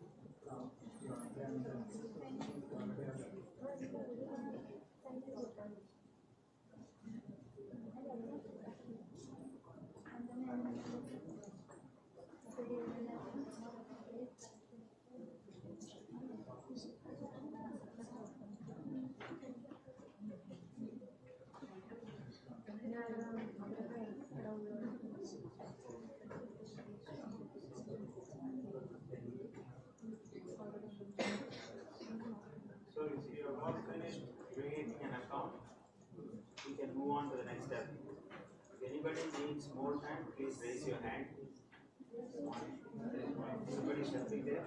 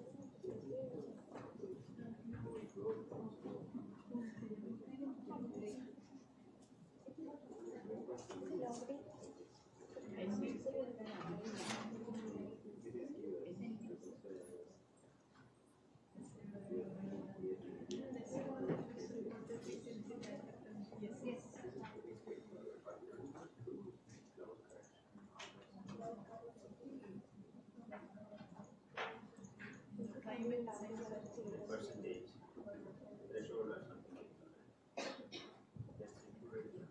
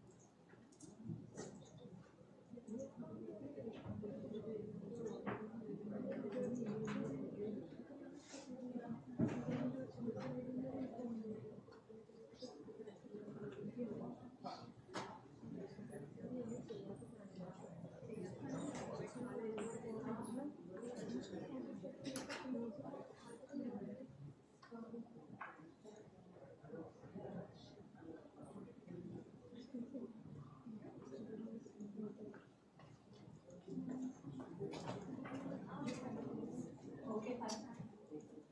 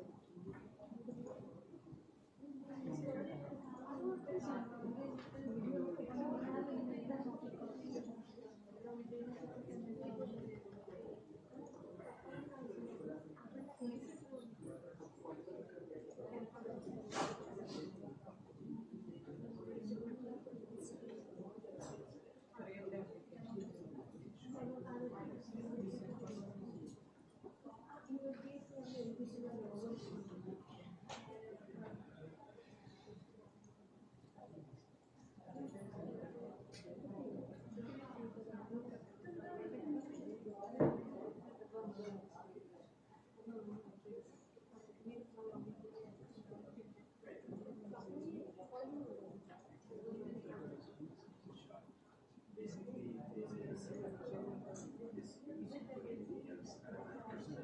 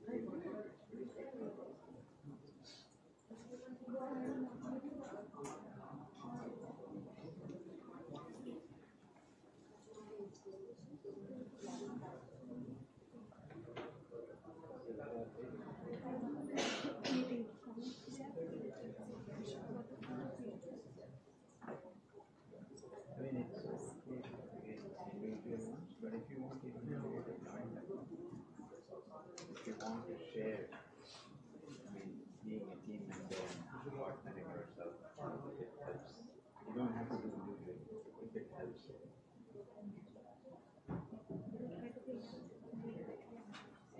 It's not for this one, future ones I'm saying. If you want to team up, that might also help.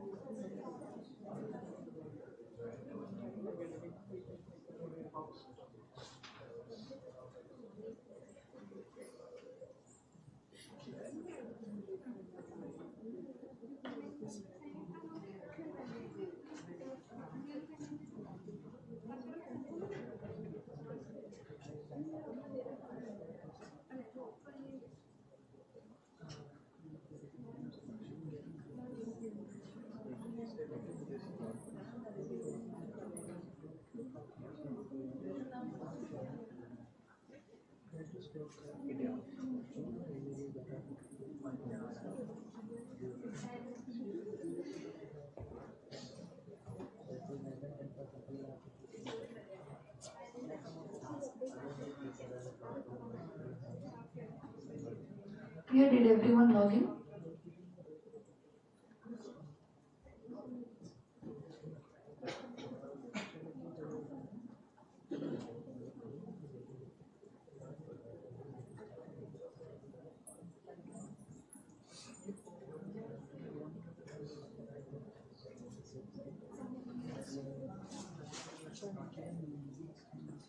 Yeah, after creating an account, please log in through the credentials and click on the search criteria. Select the geocoding method as address and place. So this option only comes after you log in into your account.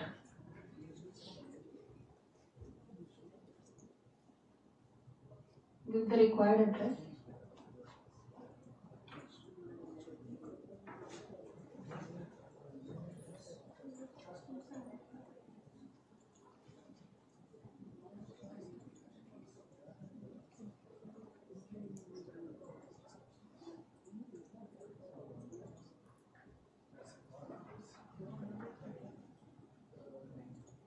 And add the place. Select the required date range.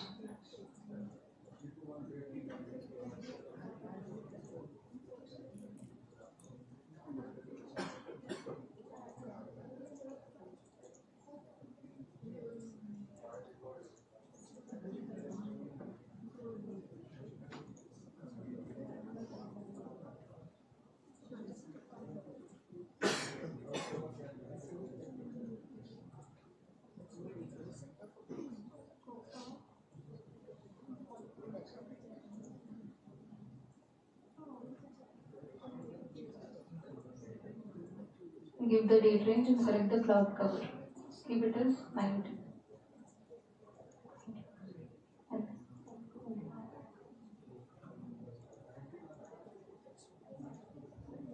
Keep it in between 0 to 10%.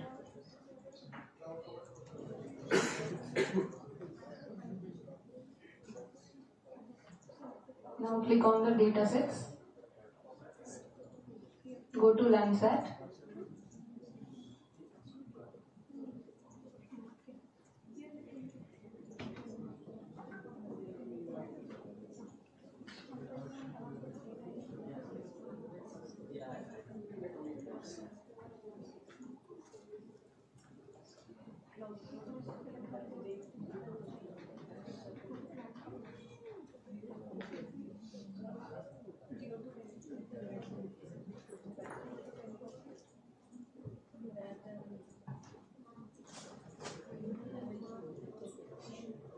Click on Landsat Collection 2 Level 1 and choose Landsat 8 to 9.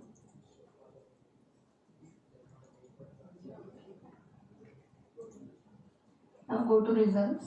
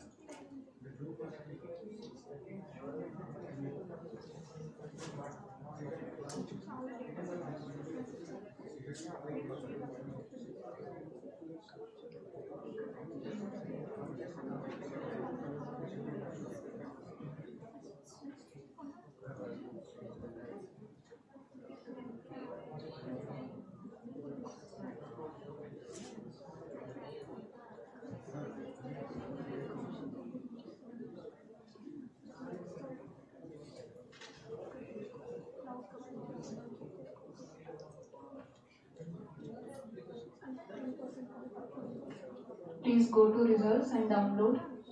Click on the download option.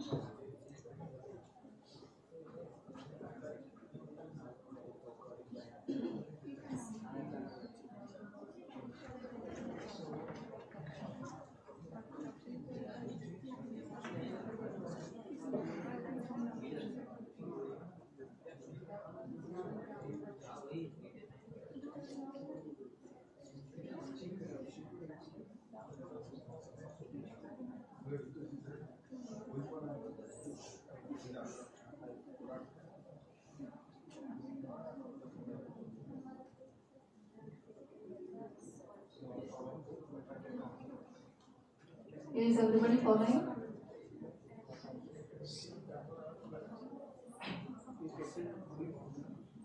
So this is what availability of the data for Landsat 8 and 9.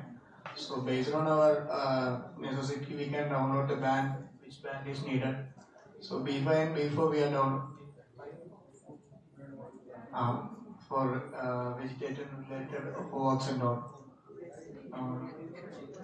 So then click download all selected.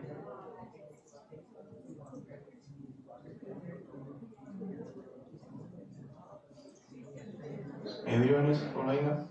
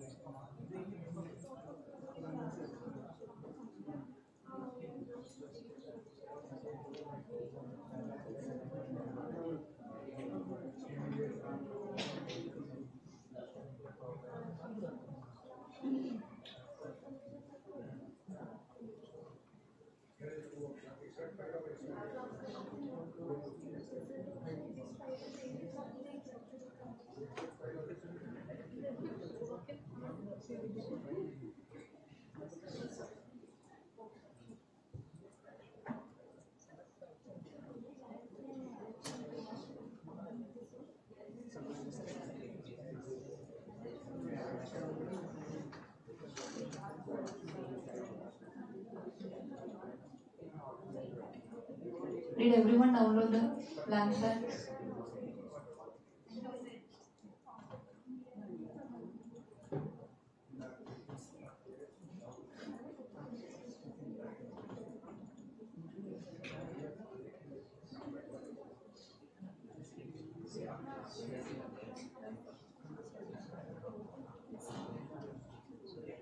Can we move forward?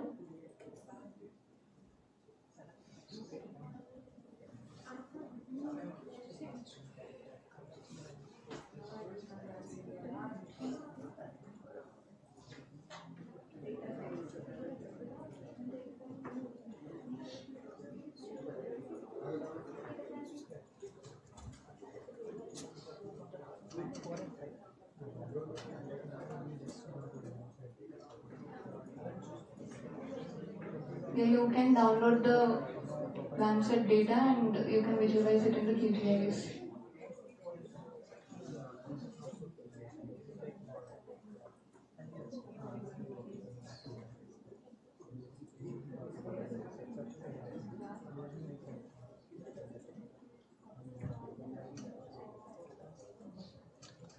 After downloading Lancet data with the same procedure, we can also download SRTM data.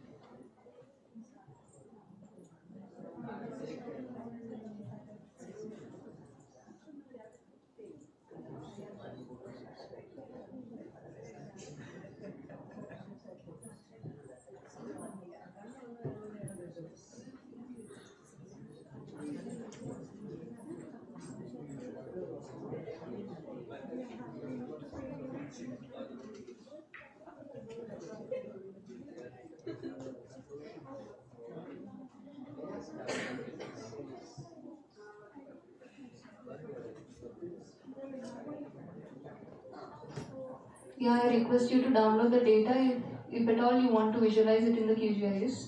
As of now, we don't have any requirement to download data, but we'll be dealing with the downloading them within 2 or 3 days. So to know the procedure, we're just telling it today, okay?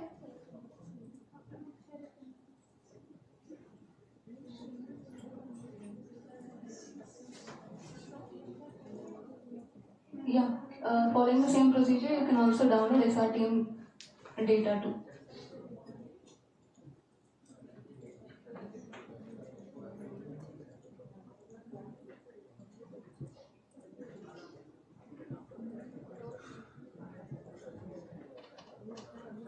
While searching SRTM data, please remove the date range.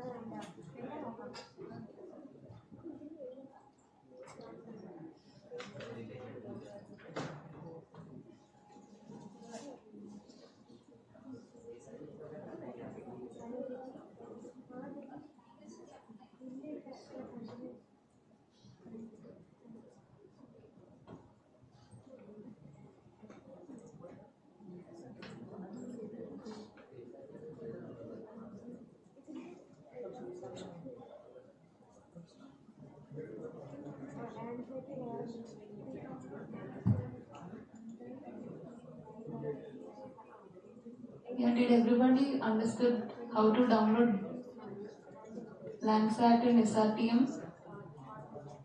Any doubts in any step?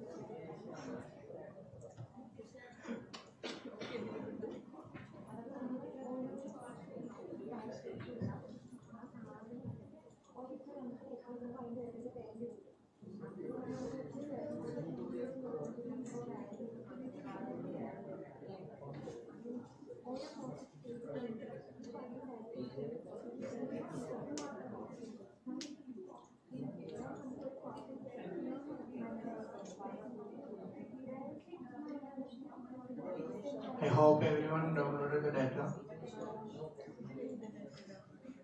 If anyone is facing any difficult to download data, please raise a hand.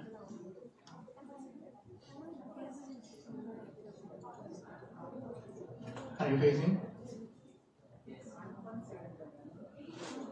From the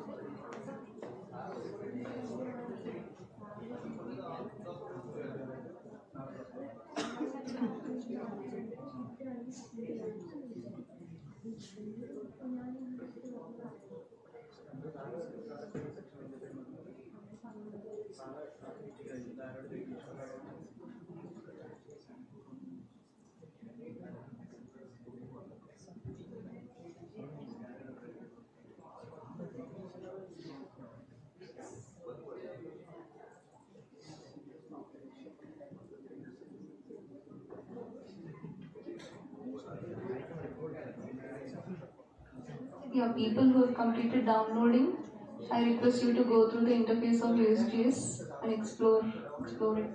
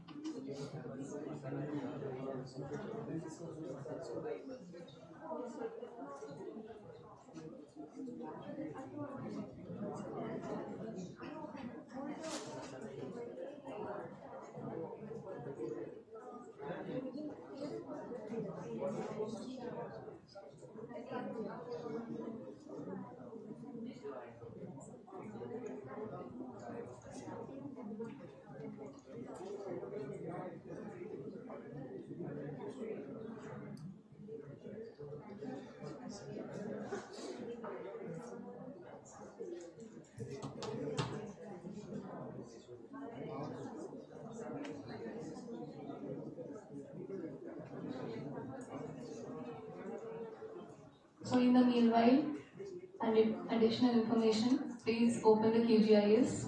People who have completed will now visualize the downloaded data in the 3D. The downloaded data is in 2D, so we'll now visualize it into 3D. So I hope everyone is using this QGIS 3.34 version. If it is like that, just go to the plugins,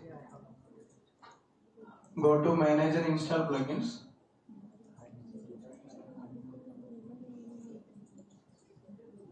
Just search for QGIS 23JS. Try to install this plugin.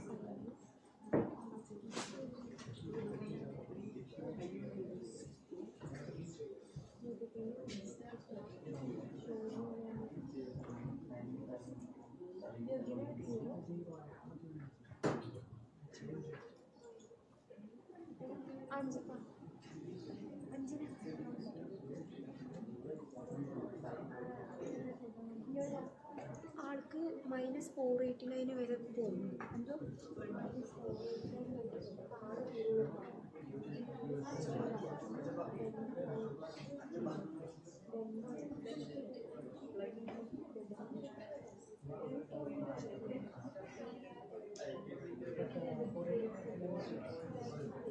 Everyone installed?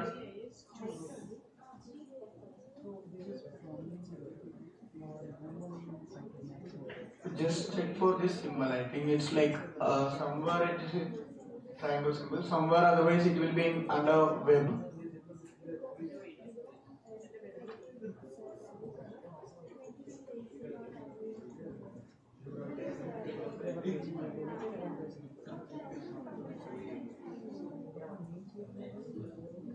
Everyone got?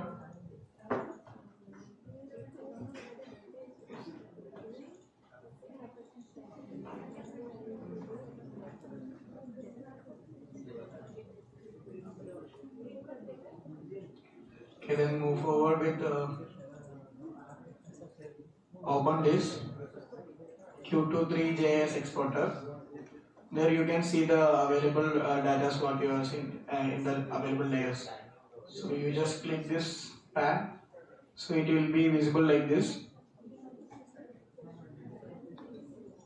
After that, go to scene, then scene settings. There you can change the exaggeration. Like we are going to exaggerate the values of the elevated values. So we'll just give the value as 50.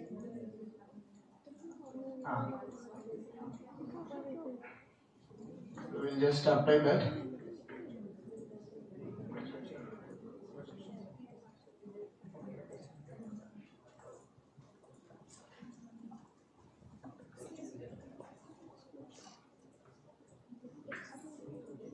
So we can see the elevations of the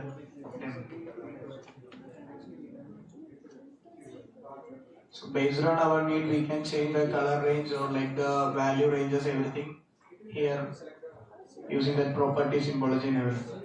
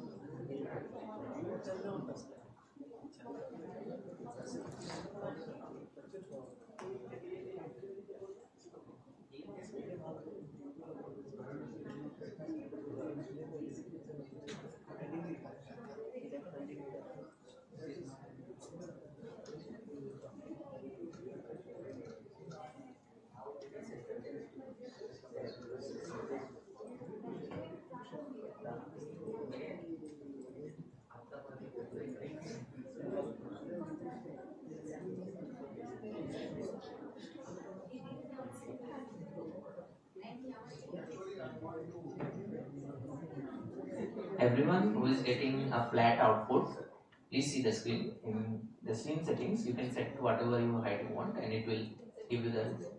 You can set the Z acceleration. It will set. Then you will get a 3D output.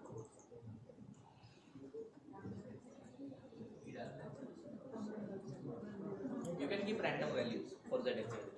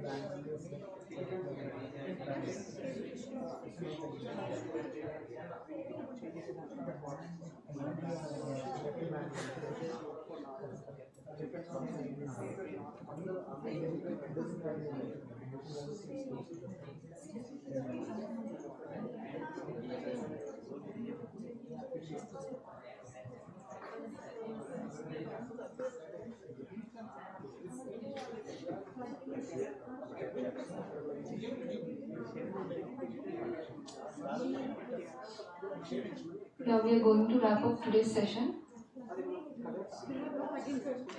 Let's remind what all we did in today's tutorial. We got familiar with Bhonidi portal. We have created an account. We've downloaded the datasets. Second, we have created an account in USGS. We've downloaded Lancet data and SRTM data. And we have visualized both these GeoTIFF files in the QGIS.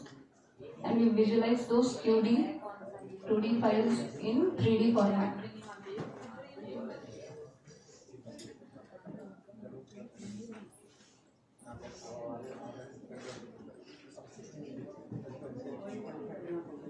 Yeah, the session is till 5:15. If somebody is lagging behind, can continue till 5:50.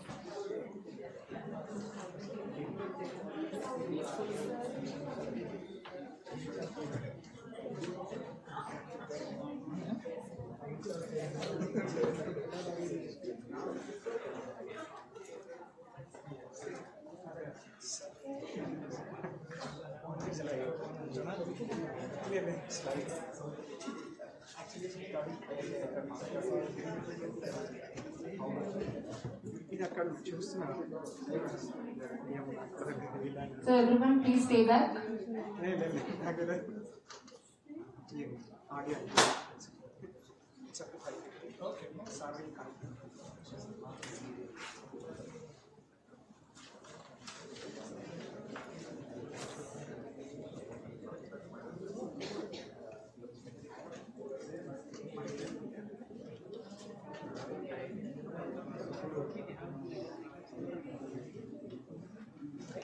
Just wait a few minutes. We'll come in now and we'll conclude the session.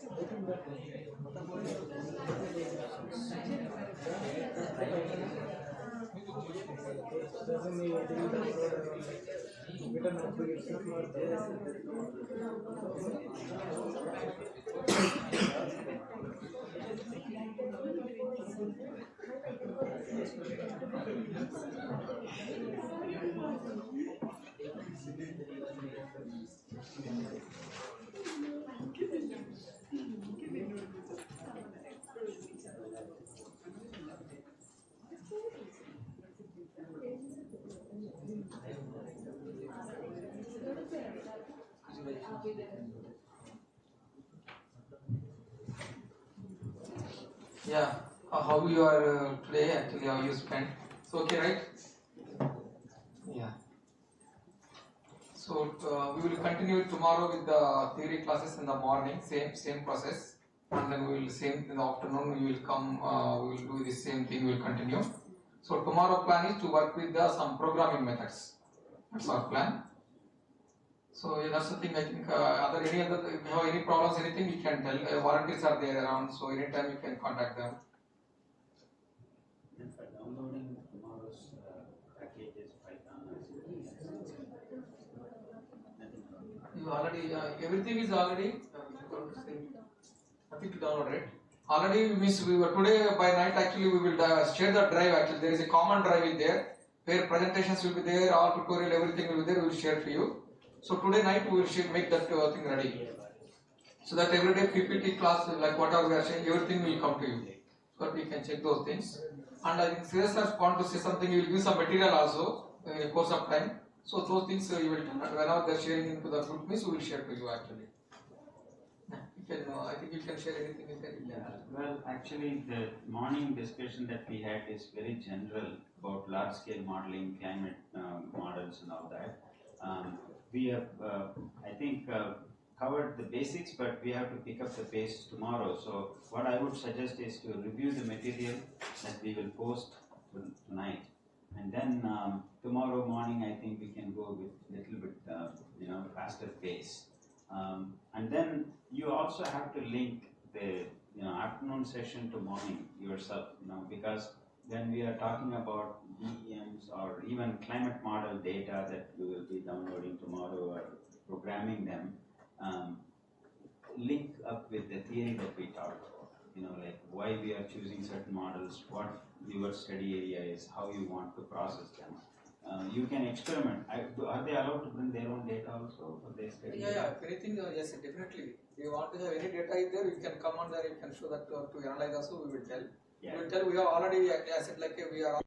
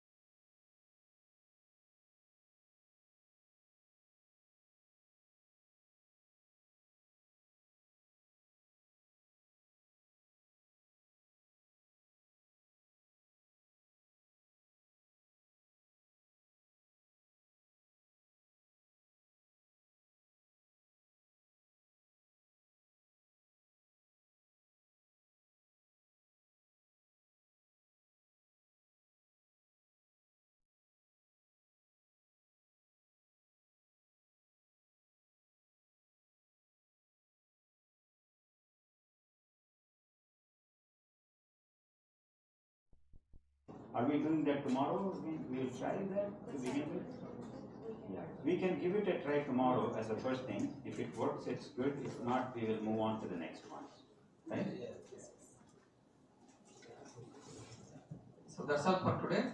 So if any issues are there, I said like any other general things we can bring it to the notice of volunteers, we will take care. So any other things are there, we can ask questions, otherwise we can break for today. Yeah, it's about the time though. Yeah. So we'll meet tomorrow then? Tomorrow.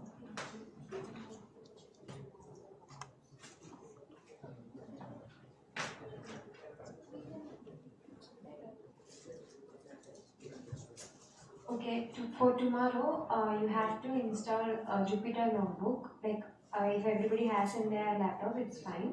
Or else you can refer the tutorial, or there is a link to the install. You can install with that and be ready for tomorrow. That's it. Thank you.